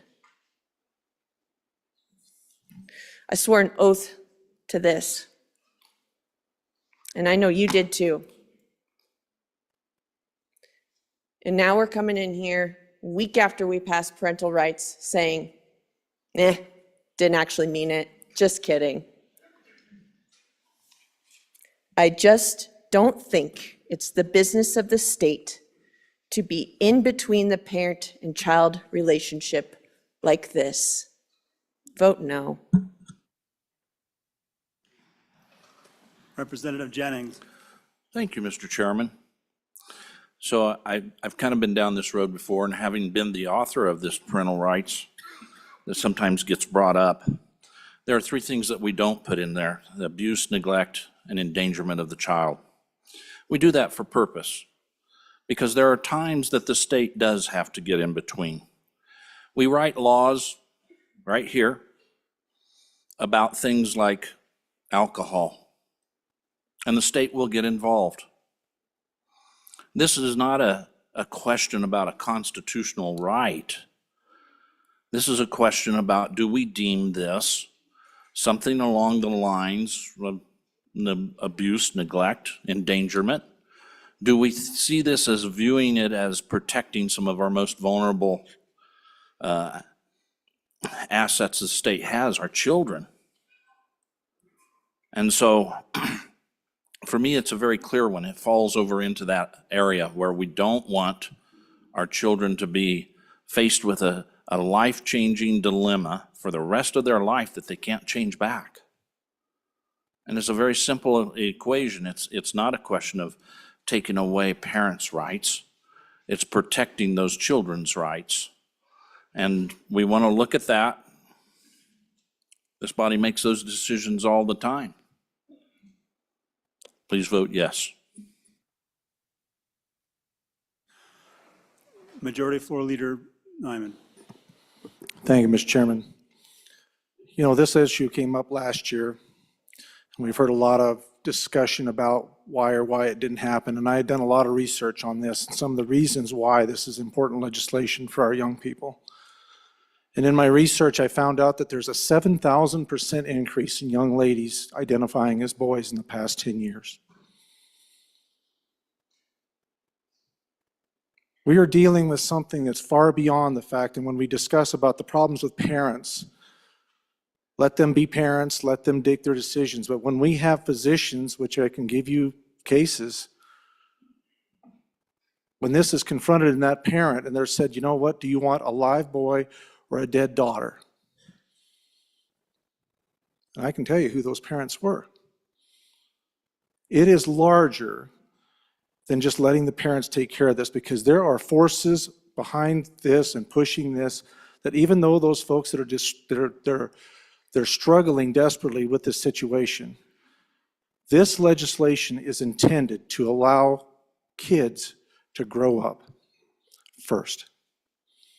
This is not an effort to try to deny them a right that they have, but this is an opportunity to pump the brakes, let moms and dads have the opportunity to seek other decisions before we make life-altering, permanent changes to young people who are not even old enough to buy alcohol or to vote or to fight for their country, smoke cigarettes. That's what we're talking about here. We're not trying to keep people from being able to have help or to withdraw from them, from society, or to damage them. There is so much pressure on this issue from all forces that these kids get caught in the crossfire and they're trying to figure out who they are. And I think we do them a real disservice when our first answer many times is, well, maybe you're not a girl. Did you ever think about that? Tell a small child, well, are you sure you're a girl or a boy? And we call into question that biology. I've watched the videos, I've listened to the doctors. Folks, this isn't about denying someone's rights. This is about giving kids a chance to grow up. Let them be 18. And then if they want to make that decision, then all of this is available to them. Let's not put pressure on the parents to say, hey, you know what? You need to make this decision. You need to make it now, because we've got people rallying around trying to help this kid make a decision that they're not ready to make. That's really what this is about. Let them grow up and let them make a mature decision that's going to be permanent. And if they want to make that decision at that time, then that's their right. The author of this bill would be the name on this particular piece of legislation would be the first to tell you she wishes she could have had her decision back. When the reality set in of the decision that she'd made, and as we watch people across the ocean pull back on this, they're like, well, wait a minute, we went too far. We went too far with this issue. We've got to rethink this because we've got a lot of hurt people. We need to watch what they're doing, and we need to take that into consideration when we're making these laws. She would be the first one to tell you, I wish I'd have had more time, or I wish I'd had somebody else maybe give me a little bit more time and some help otherwise than the knife. Because she's going to live with that for the rest of her life. On and for the bill. Representative Ward. Thank you, Mr. Chairman. Just want to emphasize that parents don't have the right to mutilate their children, to destroy their future ability to have children, or to perform sexual lobotomies on them. Please vote aye. Minority Leader Yin. Thank you, Mr. Chairman. So what I've heard from the couple of members is essentially the same thing. I've heard that the state can make the better decision for the health care of their child than the actual parent. That the state is the better parent. I don't know why it keeps coming up over and over again that we care about parents' healthcare decisions and parents' decisions for their children. And yet, all of the people who just advocated for the bill said that, you know what? I really think that the parents don't need to be pressured. They can't make the decision on their own. So we should just take that pressure off of them. That the state should decide for you what the best healthcare is for your child. When are we ever going to be saying those for any other bill? Any other bill? Let's be honest about what we actually want to do here. We are telling parents that no, you don't know what's best for your child in this case. Only the state does. Think about that when you vote. Thank you, Mr. Chairman. Representative Penn. Thank you, Mr. Chairman. So the situation that we have is that parents are being led to believe that science is settled when nothing can be further from the truth. If you had the opportunity to sit in committee, you heard testimony about it's at 1,995 studies that were reviewed in Europe, and most of those studies failed quality control. 10, they ended up with 10 out of nearly 2,000 studies, and several of those 10 had questionable conclusions. I have here a study that just actually came out in January of this year. It's an epic study because of how long they watched the participants. This hasn't been around for as long as some are wanting to claim. This is a fairly new onset situation. They followed 2,083 participants in Finland. That's all of their teens who presented for gender affirmation care. They compared them against 16,000 controls. And they followed them for 5.7 years. And after accounting and adjusting for other comorbidities and influences, their final conclusion was that it's of utmost importance to identify and treat the mental disorders in these teens, allow them to grow up. Anywhere from 60 to 98%, depending on which studies you look at, of studies say that if these kids are left alone, they will settle into their identity. We're offering them, have been offering them, treatments that have potential for irreversible harm and damage. We're saying, let's put the brakes on until these kids have the mental acuities to make these long-term decisions. I would ask for your aye vote. Is there any further discussion? Are we ready for the question? Question being called. One more time, I'm Mr. sorry. Chairman. Representative Hearn. Thank you, Mr. Chairman. Parental rights begin at conception and end when they become a legal adult, unless they seek emancipation. Let the parents decide and help their children in these circumstances until they're 18, when they're old enough to make those decisions by themselves. On and for. Any further discussion? Representative Slagle. Thank you, Mr. Chair. I would bring to question our definition of healthcare. I thought healthcare is saving the life of a person, not mutilating them.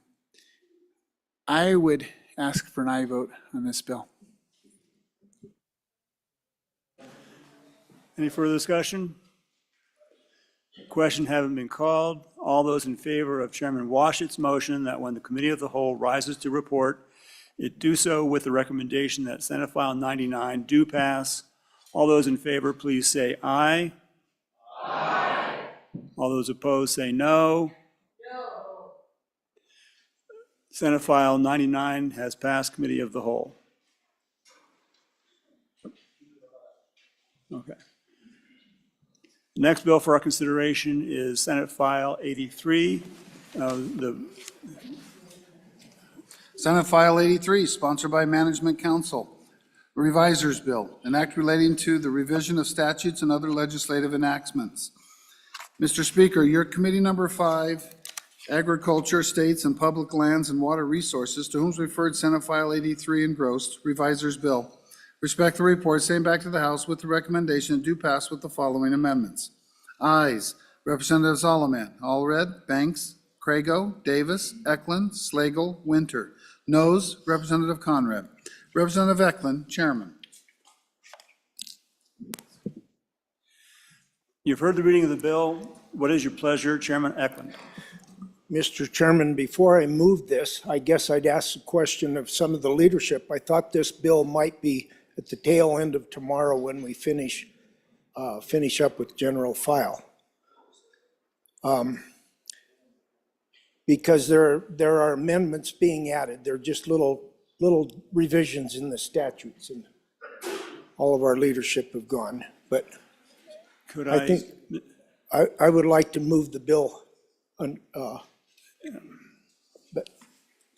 you've heard the motion on the standing. All right. Okay. No. Where are we? I haven't made a motion yet. Mr. Do we want Chairman, to do this from now? I believe the good chairman wants to move to lay the bill back one day, if we can. Well, Chairman Eklund? Mr. Chairman, the speaker's just come back and he says we do want to go ahead and do it. So I move that when the Committee of the Whole rises to report, it do so with a recommendation that Senate File 83 do pass. There are some amendments, and I'm guessing the Vice Chairman might have those handy.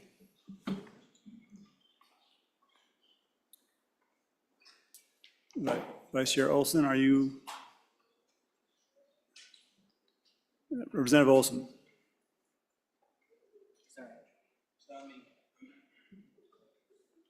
Representative Crago, I'm sorry. Confused. Thank you, Mr. Chairman. So I would move the standing committee amendment. And there was some language put in the reviser's bill on the other end of the hall and regarding an agreement between our department that handles water development and the city we sit in right now, and we did not think that that's appropriate language for a reviser's bill, and so we just took that out. That's what the standing committee amendment does, and I would ask for an aye vote on that if there's no questions. Is there any discussion on standing committee amendment number 1? Seeing none, all those in favor, please say aye. Aye. Any opposed, say no. Standing committee amendment number 1 to Senate File 83 has passed.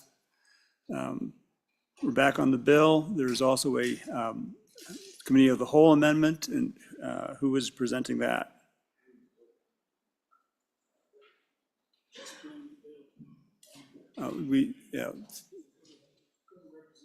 Representative Crago, can you explain the bill? Mr. Chairman, I cannot. The good chairman of Labor is not here. That is his amendment, and maybe the speaker can. Mr. Speaker. Mr. Chairman, I'm not bringing the Committee of the Whole amendment. And it probably can be laid back to second reading, but the reviser's bill is brought every year as our staff goes through the course of the year. They bring corrections that they find in statutes, misplaced items, things that aren't worded properly. And that's basically the bill.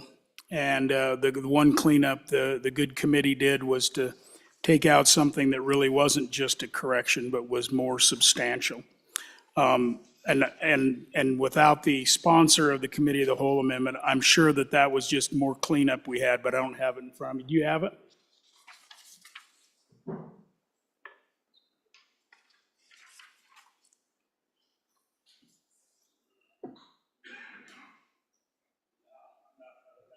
Okay.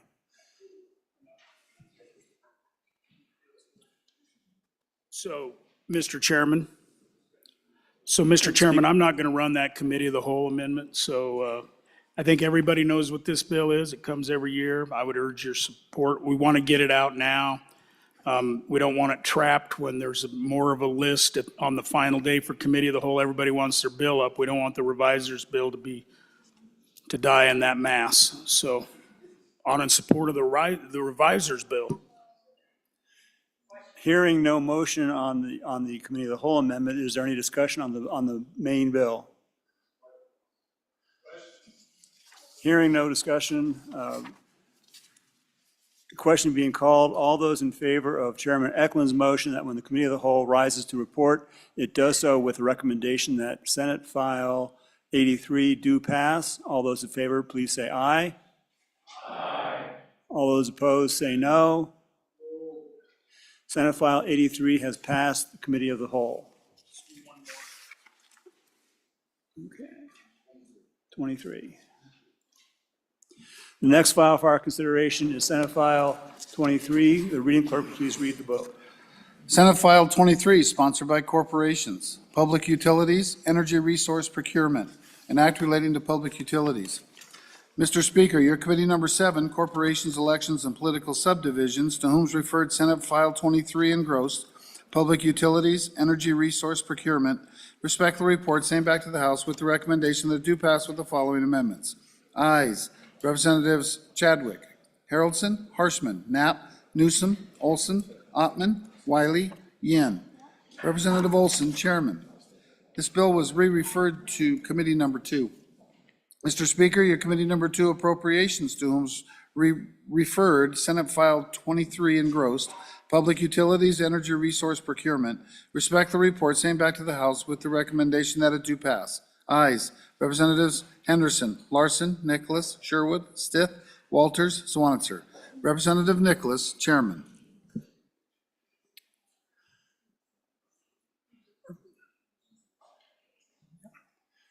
You've heard the reading of the bill. What is your pleasure, Chairman Olson? Thank you, Mr. Chairman. I move that when the Committee of the Whole rises to report that it do so with the recommendation that Senate File 23 do pass. I further move the adoption of the Standing Committee amendment. I will take care of the amendment now.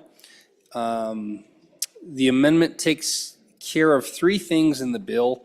The first thing it does is on page 3, it strikes a shall and then makes it a may.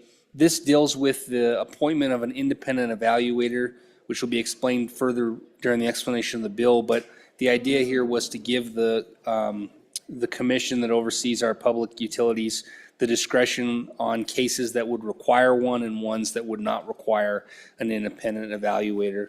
So that was the first part of the amendment. The second part is just cleanup language, capitalization of a letter that begins a sentence of a statute. And then the last part is the appropriation.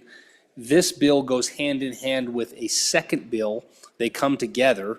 The second bill, I'm assuming you'll hear tomorrow. The 2 bills together create 2 new positions for the commission. So they are senior analysts to oversee the analysis of an integrated resource plan and a procurement. The bills split the positions and split the funding.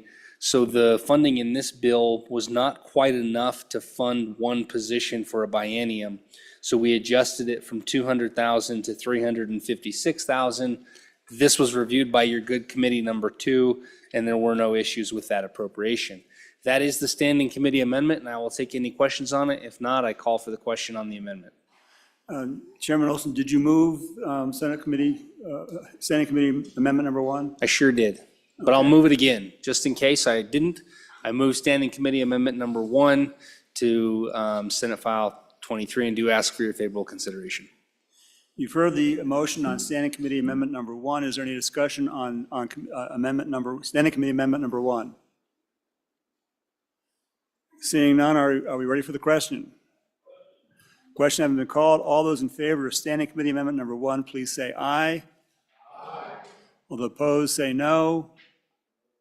Standing Committee Amendment number 1 has passed the Committee of the Whole. Back on the bill.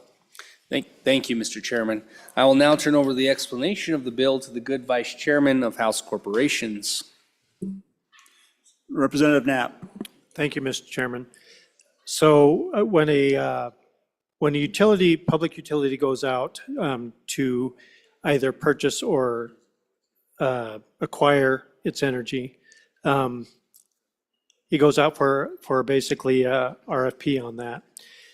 What this bill does is allows the commission to establish a solicitation process for the utilities and oversee that using the position it's requested, but also, if need be, to use an independent evaluator.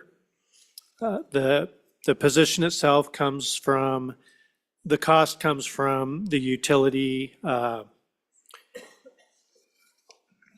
dollars that it receives on the multi-state regulation. The public service account under Wyoming Statute 37-2-106 within the Special Revenue Fund to the Public Service Commission for the period. So it doesn't come from general funds, it actually comes from the Public Service Account, Special Revenue Fund. And I would ask for your favorable consideration. Is there any further discussion on Senate File 23? Are you ready for the question? Question having been called, all those in favor of Chairman Olson's motion that when the Committee of the Whole rises to report, it do so with a recommendation that Senate File 23 do pass. All those in favor, please say aye. Aye. All those opposed, say no. Senate File 23 has passed the Committee of the Whole. The next bill for our consideration is Senate File 24. The reading clerk will please read the bill. Senate File 24, sponsored by corporations, Public Service Commission, Integrated Resource Plans, and Act relating to public utilities. Mr. Speaker, your committee number 7, Corporations, Elections, and Political Subdivisions, to whom is referred Senate File 24 engrossed, Public Service Commission, Integrated Resource Plans, respectfully report same back to the House with the recommendation that do pass with the following amendments. Ayes, Representatives Chadwick, Harrelson, Harshman, Knapp, Newsom, Olson, Ottman, Wiley. Noes, Representative Yen. Representative Olson, Chairman. This bill was re-referred to Committee Number 2, Appropriations. Mr. Speaker, your Committee Number 2, Appropriations, to whom was referred Senate File 24 engrossed, Public Service Commission Integrated Resource Plans, respectfully report same back to the House with the recommendation that it do pass. Ayes, Representatives Henderson, Larson, Nicholas, Sherwood, Stith, Walters, Swanitzer. Representative Nicholas, Chairman. You've heard the reading of the bill. What is your pleasure, Chairman Olson? Mr. Chairman, I keep hearing one more. Maybe this will be it. I move that when the Committee of the Whole rises to report, that do so with the recommendation that Senate File number 24 do pass. There is a standing committee amendment, and I move the adoption of Standing Committee Amendment number 1 to Senate File 24. I will first walk through the bill, and then I'll tackle the Standing Committee Amendment, Mr. Chairman. So Senate File 24 provides for the review and provides for a review of integrated resource plans, as well as provides the commission with the authority to provide guidance to any affected electrical utility on their integrated resource plan. So what is an integrated resource plan? Major utilities put these together, and what they are is usually a 10 to 20 year plan of what that utility intends its resources and resource allocations to look like. Wyoming does not require that a utility submit an IRP, an integrated resource plan. They do not require that they submit an IRP to our commission. However, many other states do. Because other states do require it, the utility ends up submitting an IRP in the state of Wyoming anyway. So right now, your major utilities submit IRPs to the commission. It's just the commission doesn't really have any authority or doesn't really take any liberty with those IRPs. They file the IRP with the commission every 2 years. So that's the first thing about this bill, is to understand that there's no onerous burden that's going to be placed on a utility because they're already supplying the IRPs. What's really different here is that we are going to put ourselves on equal footing with all other states by requiring that IRP. So in the circumstance that the utility may decide not to submit it, they can no longer do that. They must submit an IRP. And then we're going to provide the commission with two specific authorities. One is the authority to review, and two is the authority to provide guidance on the IRP. Let's go to the standing committee amendment. So I referenced this in the last bill. This bill went hand in hand with the previous bill that you just passed through the committee of the whole. And together, they require the commission to do quite a bit of work. So the commission is asking for two positions. One you approved in the previous bill. Second, we're asking you approve in this bill. What we had to do in our standing committee amendment is adjust all the language that dealt with the position, because in this bill, there was originally created two positions and funding for 1 3/4 of a position. The problem with that is it resulted in 3 positions being created across 2 bills instead of 2 positions being created. So this standing committee amendment goes through and makes it clear that there's only 1 senior analyst position being created in this bill. All the language that is conforming that has to go with that occurs. And then when we go to the appropriation, which was $600,000, your House Corporations Committee slashed that and brought it down to $376,000. $356,000 of that appropriation is for the senior analyst position on a biannual basis, and $20,000 of it is for a very slight renovation of the office of the commission in order to create the office space for the additional 2 positions. And that is your standing committee amendment. I will take any questions on it. You've heard the motion on standing committee amendment number 1 to Senate File 24. Is there discussion on standing committee amendment number 1? Seeing none and the question having been called, all those in favor of standing committee amendment number 1, please say aye. Aye. All those opposed say no. Standing committee amendment number 1 has passed. Back on the bill. Is there further discussion on the bill? Thank you, Mr. Chairman. Just one more thing I forgot to mention. This bill provides for substantial rulemaking authority to the commission so that they can put in place the rules necessary for the process to review and acknowledge any action plan or integrated resource plan. The original bill that came out of our interim committee actually provided for a lot of the process. We scaled that back and said, you know what, we're going to give the commission rulemaking authority to decide what that looks like. I forgot to mention that and wanted to. Thank you, Mr. Chairman. Is there any further discussion on Senate File number 24? Seeing no further discussion, question being called. All those in favor of Chairman Olson's motion that when the committee of the whole rises to report, it do so with the recommendation that Senate File 24 do pass. All those in favor, please say aye. All those opposed say no. Senate File 24 has passed committee of the whole.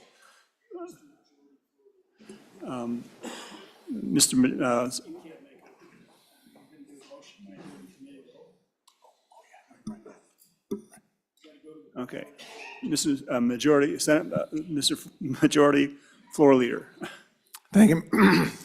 All choked up after that. Thank you, Mr. Chairman. I move the Committee of the Whole rise and report. You've heard the motion. All those in favor, please say aye. Opposed, please say no. Motion carries. We are adjourned. Well, the Committee of Whole is adjourned.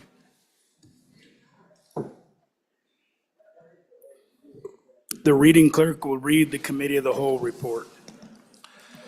Mr. Speaker, your Committee of the Whole, having had under consideration bills on general file, beg leaves to report as follows.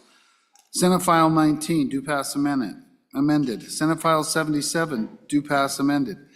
Senate File 99, due pass amended. Senate File 83, due pass amended.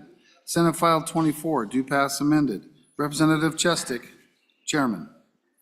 Chairman Chestick. I move adoption of the Committee of the Whole report. You have heard the motion. All those in favor say aye. All those opposed? Motion carries. Congratulations, Chairman Chestick, for the second time.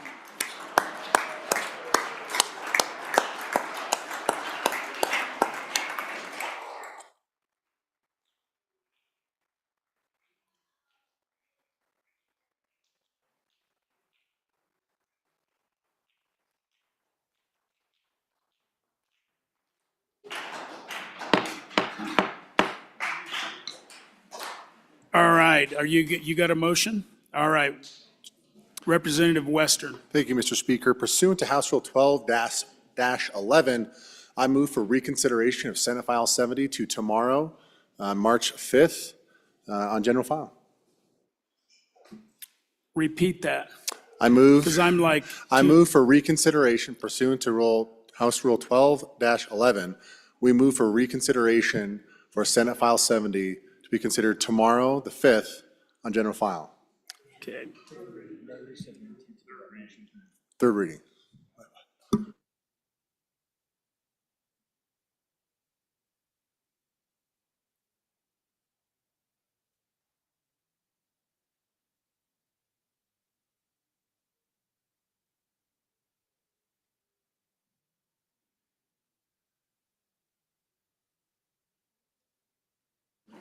Okay, so apparently that bill has left the House in a message to the Senate.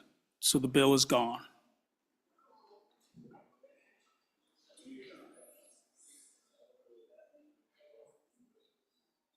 So, messages from the Senate.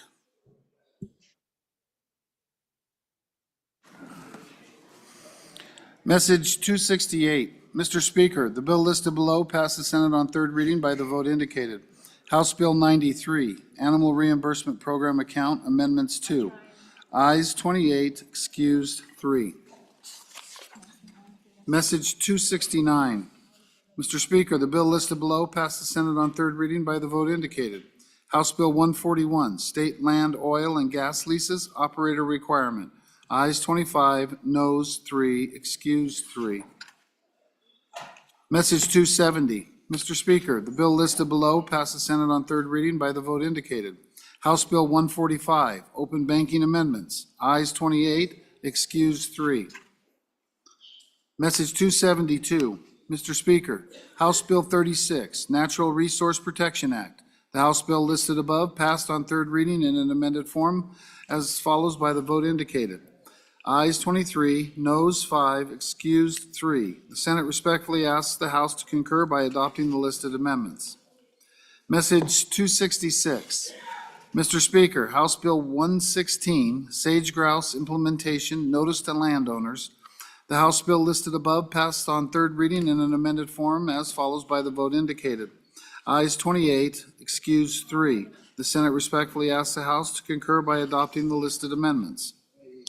Message 275. Mr. Speaker, Senate File 44, Limited Mining Operations Amendments.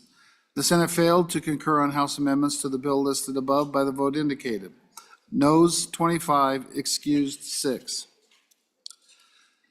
Message 276. Mr. Speaker, the Senate appointed state conferees to meet with the like committee number 1 from the House on amendments to Senate File 44. The Senate conferees are Senator Cooper, Chairman, Senator Ellis, Senator Jones. Sincerely, Ellen Thompson, Senate Chief Clerk.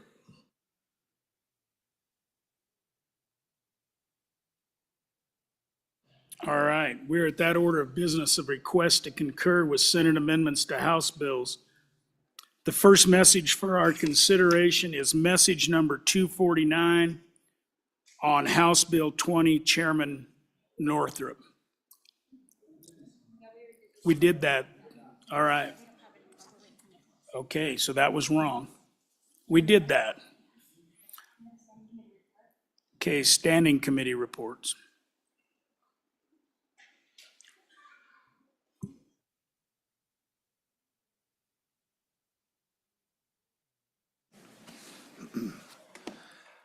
Senate File 107, sponsored by Senator Landon. E-cigarette and vapor material directory, an act relating to taxation and revenue. Mr. Speaker, your committee number 7, Corporations, Elections, and Political Subdivisions, to whom is referred Senate File 107 engrossed, e-cigarette and vapor material directory, respectfully report same back to the House with the recommendation that do pass with the following amendments.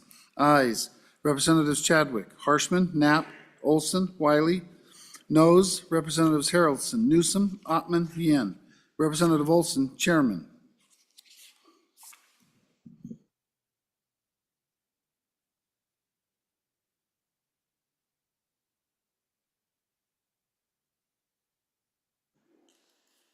Okay, Chairman Olson, there's a re-referral on that last bill that was read in. That's Senate File 107.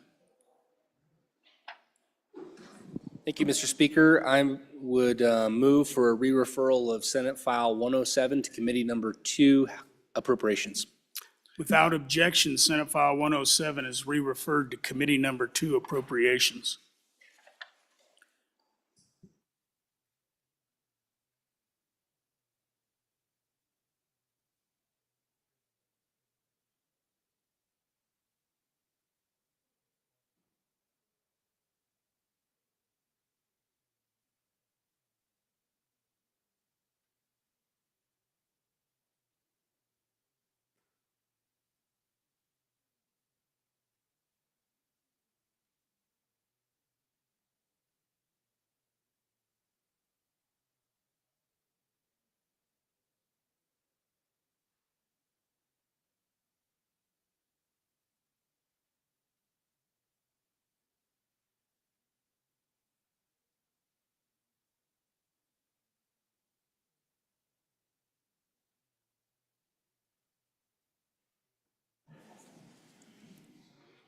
All right, we are at that order of business of signing of enrolled acts. The first enrolled act for our consideration is House Enrolled Act Number 33, being original House Bill 145. The reading clerk will read the enrolled act. House Enrolled Act 33 being original House Bill 145, an act relating to banking, defining who is a customer for purposes of open banking, limiting the release of customer data through open banking as specified, and providing for an effective date, being enacted by the legislature of the state of Wyoming. I am about to sign House Enrolled Act Number 33, being original House Bill 145. I have so signed. The next enrolled act for our consideration is House Enrolled Act Number 34, being original House Bill 141. Oh, by the way, on that last one, congratulations, Representative Wester, on House Bill 145. So the next enrolled act for our consideration is House Enrolled Act Number 34, being original House Bill 141. House Enrolled Act 34 being original House Bill 141, an act relating to state lands, specifying evaluation and review requirements before issuance of oil and gas leases on state lands, requiring rulemaking, specifying applicability, and providing for an effective date, being enacted by the legislature of the state of Wyoming. I am about to sign House Enrolled Act Number 34, being original House Bill 141. I have so signed. Congratulations, Representative Western again.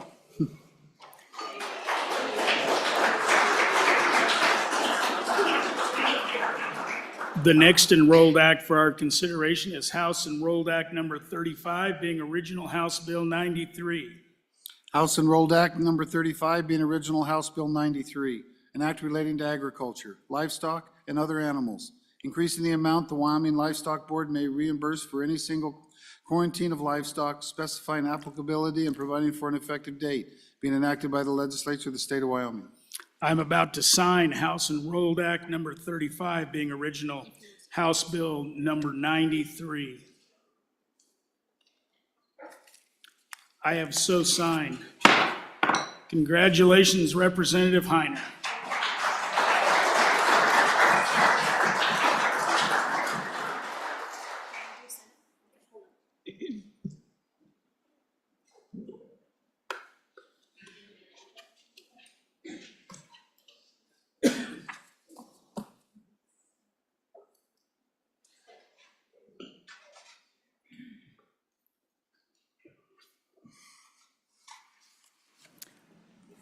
The next enrolled act for our consideration is Senate Enrolled Act number 9, being original Senate File 81.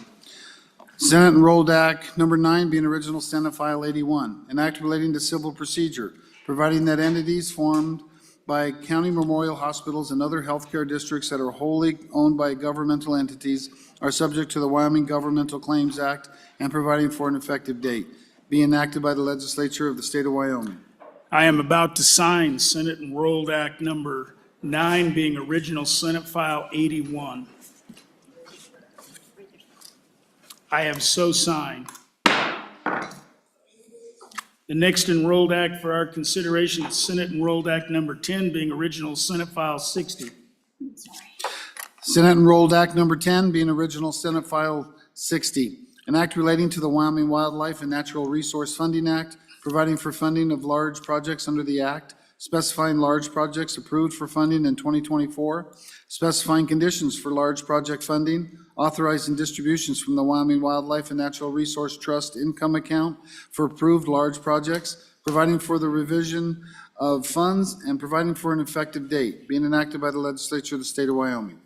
I am about to sign Senate Enrolled Act number 10, being original Senate File 60. I have so signed.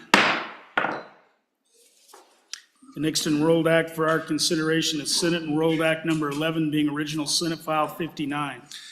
Senate Enrolled Act Number 11 being original Senate File 59, an act relating to unemployment compensation, amending the distribution of contributions collected for non-charged and ineffectively charged unemployment benefits, and providing for an effective date, being enacted by the legislature of the state of Wyoming. I'm about to sign Senate Enrolled Act number 11, being original Senate File number 59. I have so signed. The next enrolled act for our consideration is Senate Enrolled Act number 12, being original Senate File 58. Senate Enrolled Act Number 12 being original Senate File 58, an act relating to unemployment compensation funds, providing for the investment of the State Unemployment Insurance Trust Fund as specified, amending procedures related to the payment of benefits, amending the distribution of investments earnings, and providing for an effective date, being enacted by the legislature of the state of Wyoming. I am about to sign Senate Enrolled Act number 12, being original Senate File 58. I have so signed. The next enrolled act for our consideration is Senate Enrolled Act number 13, being original Senate File 49. Senate Enrolled Act Number 13 being original Senate File 49, an act relating to compensation and benefits, increasing the employee contribution required for employees under the Wyoming Judicial Retirement Act, providing an appropriation, and providing for an effective date, being enacted by the legislature of the state of Wyoming. I am about to sign Senate Enrolled Act number 13, being original Senate File 49. I have so signed. The next enrolled act for our consideration is Senate Enrolled Act number 14, being original Senate File 48. Senate Enrolled Act Number 14 being original Senate File 48, an act relating to compensation and benefits, increasing employee contributions under the Wyoming State Highway Patrol, Game and Fish Warden, and Criminal Investigator Retirement Act, striking archaic provisions, providing appropriations, and providing for an effective date, being enacted by the legislature of the state of Wyoming.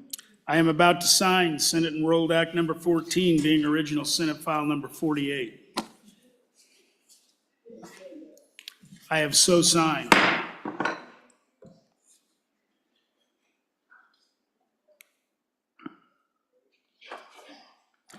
The next enrolled act for our consideration is Senate Enrolled Act Number 15, being original Senate File 45. Senate Enrolled Act Number 15, being original Senate File 45, an act relating to adult protective services, providing a civil cause of action for the exploitation of vulnerable adults as specified, providing for an effective date, being enacted by the legislature of the state of Wyoming. I am about to sign Senate Enrolled Act Number 15, being original Senate File 45. I have so signed. The next enrolled act for our consideration is Senate Enrolled Act Number 16, being original Senate File 38. Senate Enrolled Act Number 16, being original Senate File 38, an act relating to financial reporting to the Department of Audit, amending enforcement of financial reporting requirements through limiting disbursement of certain tax revenues, clarifying good cause for extending reporting deadline, and providing for an effective date, being enacted by the legislature of the state of Wyoming. I am about to sign Senate Enrolled Act Number 16, being original Senate File 38. The next enrolled act for our consideration is Senate Enrolled Act Number 17, being original Senate File 37. Senate Enrolled Act Number 17, being original Senate File 37, an act relating to domestic relations, providing that the Wyoming Indian Child Welfare Act does not apply to delinquency petitions, repealing a provision, making conforming amendments, and providing for an effective date, being enacted by the legislature of the state of Wyoming. I am about to sign Senate Enrolled Act Number 17, being original Senate File 37. I have so signed.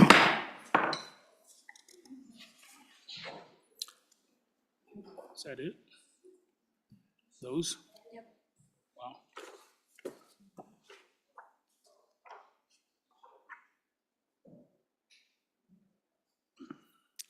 So I'm signing enrolled acts, but we're also waiting to see what an action occurs in the other body. So that's why I'm running this late. The next enrolled act for our consideration is Senate Enrolled Act Number 18, being original Senate File 12. Senate Enrolled Act Number 18, being original Senate File 12, an act relating to hides and carcasses, requiring hide buyers to keep records of hides or pelts purchased as specified, making a conforming amendment, repealing existing provisions relating to the inspection of hides, and providing for an effective date, being enacted by the legislature of the state of Wyoming. I am about to sign Senate Enrolled Act Number 18, being original Senate File 12. I have so signed.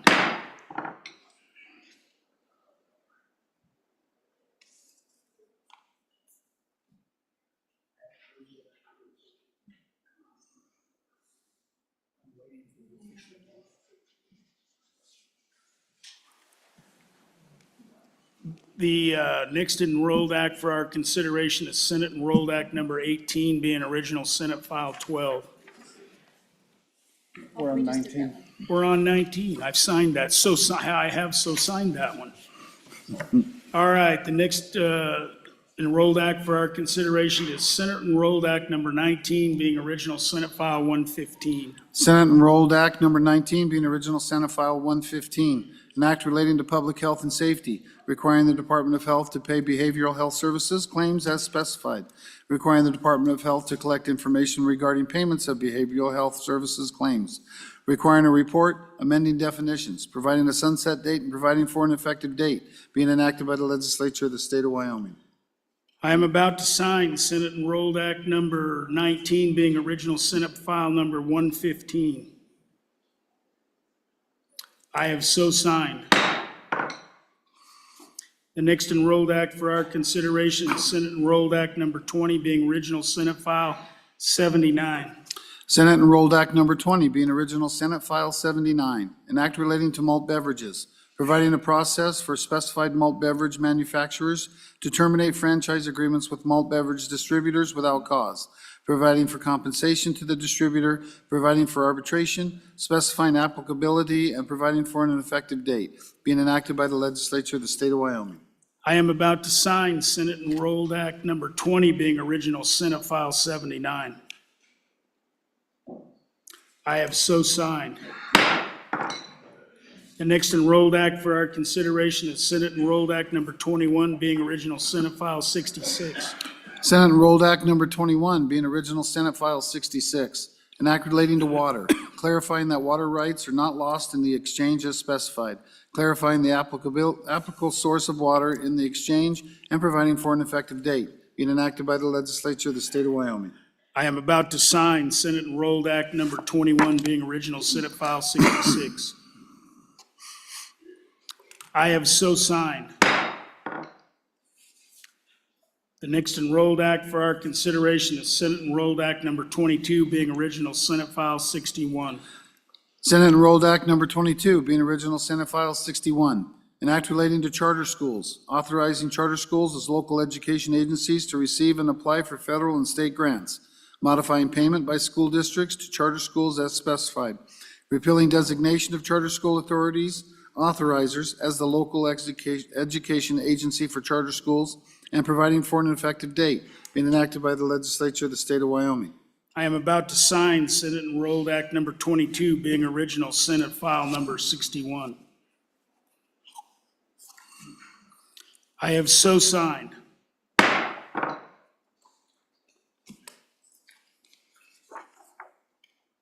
The next Enrolled Act for our consideration is Senate Enrolled Act number 23, being original Senate File 50.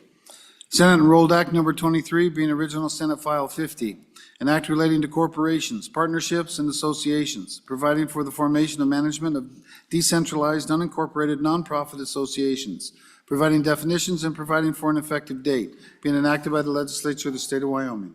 I am about to sign Senate Enrolled Act number 23, being original Senate File number 50. I have so signed. The next Enrolled Act for our consideration is Senate Enrolled Act number 24, being original Senate File 32. Senate Enrolled Act number 24, being original Senate File 32, an act relating to hemp production and controlled substances, prohibiting the addition of synthetic substances or other additives to hemp, prohibiting the sale of hemp with THC or psychoactive substances as specified, providing and amending definitions, including naturally occurring THC as a scheduled substance in the Controlled Substance Act, making conforming amendments, requiring rulemaking, and providing for an effective dates, being enacted by the legislature of the state of Wyoming. I am about to sign Senate Enrolled Act number 24, being original Senate File number 32. I have so signed. The next Enrolled Act for our consideration is Senate Enrolled Act number 25, being original Senate File 22. Senate Enrolled Act number 25, being original Senate File 22, an act relating to public utilities, requiring the Public Service Commission to establish standards related to electricity reliability, specifying that failing to comply with standards is subject to penalties, providing that the Public Service Commission shall not allow for rate recovery for new or modified facilities that are likely to result in failure to comply with reliability standards, specifying that public utilities may enter into individualized energy contracts and may utilize customer-specific energy portfolios, and providing for an effective date, being enacted by the legislature of the state of Wyoming. I am about to sign Senate Enrolled Act number 25, being original Senate File 22. I have so signed.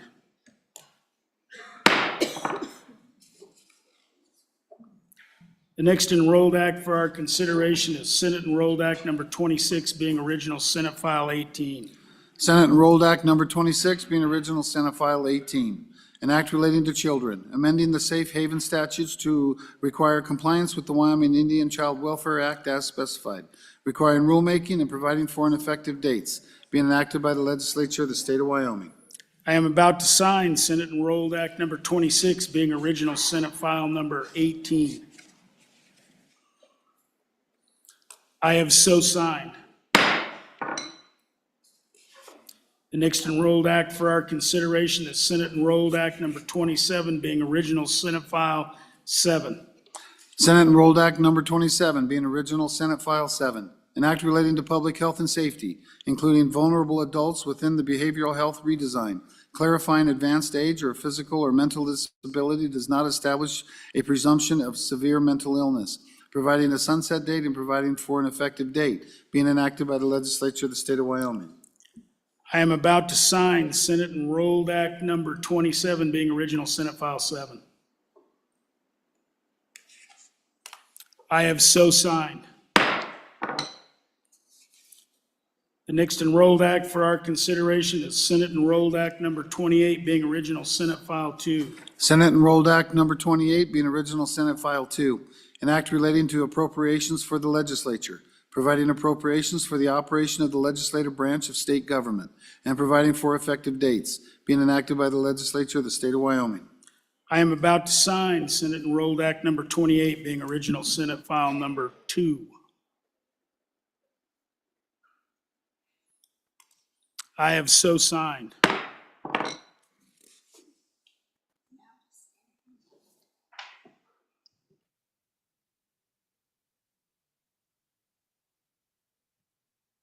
Just stand at ease. We're still waiting from across the way, and we may have a joint conference committee report here.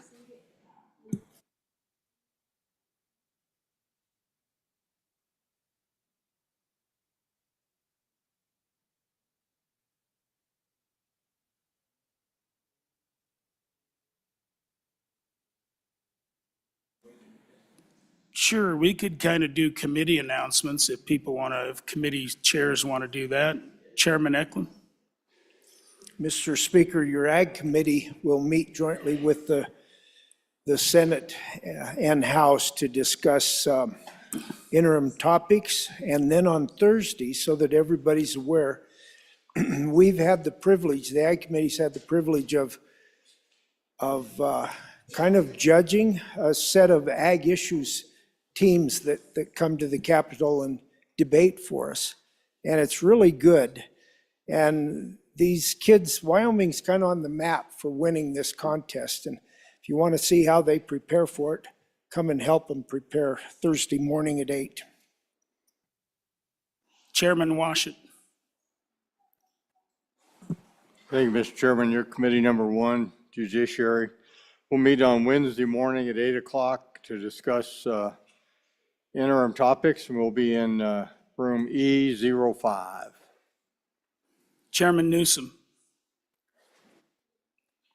Thank you, Mr. Speaker. Your Committee 6, Travel, Recreation, Wildlife, and Cultural Resources, meets tomorrow at our noon recess to discuss interim topics with our friends across the hall. All right, Chairman Nicholas. Thank you, Mr. Speaker. Your House Appropriations will meet on adjournment to hear for re-referrals, Senate File 89, Senate File 54, Senate File 113, and we'll continue our work on Senate File 132 and Senate File 64. Vice Chair Oakley. Thank you, Mr. Speaker. Your Select Committee on Tribal Relations will meet tomorrow at 1 o'clock in room 3 to discuss interim topics. All right, the House will stand at ease until the sound of the gavel.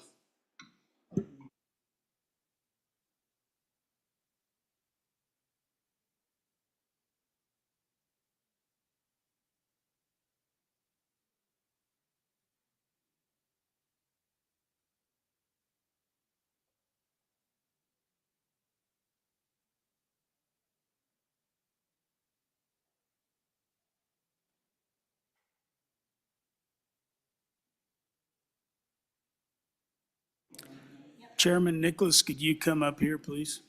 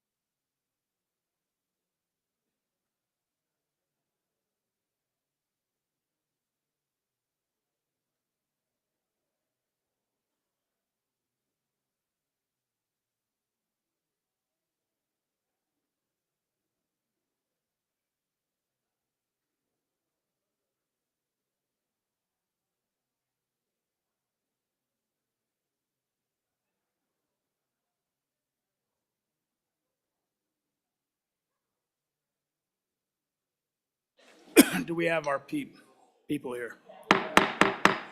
Let's see if we got everybody here. The House would please come to order.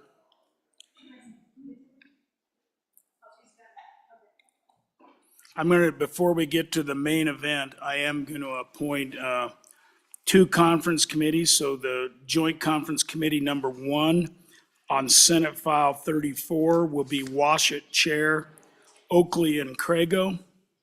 And Joint Conference Committee number 1 on Senate File 44 will be Burkhart, Harshman, and Larson JT. And then Chairman Nicholas, we got everybody in the room here. Chairman Nicholas. Okay. The next report for our consideration is Joint Conference Committee Report number 1 on House Bill 1. Chairman Nicholas. Thank you, Mr. Speaker. The first conference committee of House Bill 1 is unable to agree on a report and request that a second free committee be appointed. Pursuant to Joint Rule 14-1H, Romanet 3, and Mason Section 771-6, the following are appointed to the second conference committee on House Bill 1. Representative Larson Lloyd, Chair. Nicholas, Walters, Stith, and Summers. Chief, do we have anything else? Chairman Burkhart. Thank you, Mr. Speaker. Clarification on the Joint Conference Committee for Senate File 44. Who is the chair? Burkhart, Chair. Thank you. Is that clear the deck? That clears the deck, Mr. Majority Floor Leader.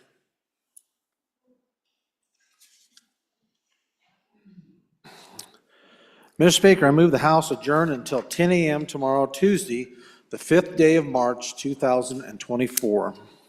You have heard the Majority Floor Leader's motion. All those in favor say aye. Aye. All those opposed?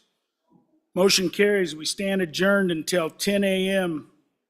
tomorrow, Tuesday, March 5th, 2024.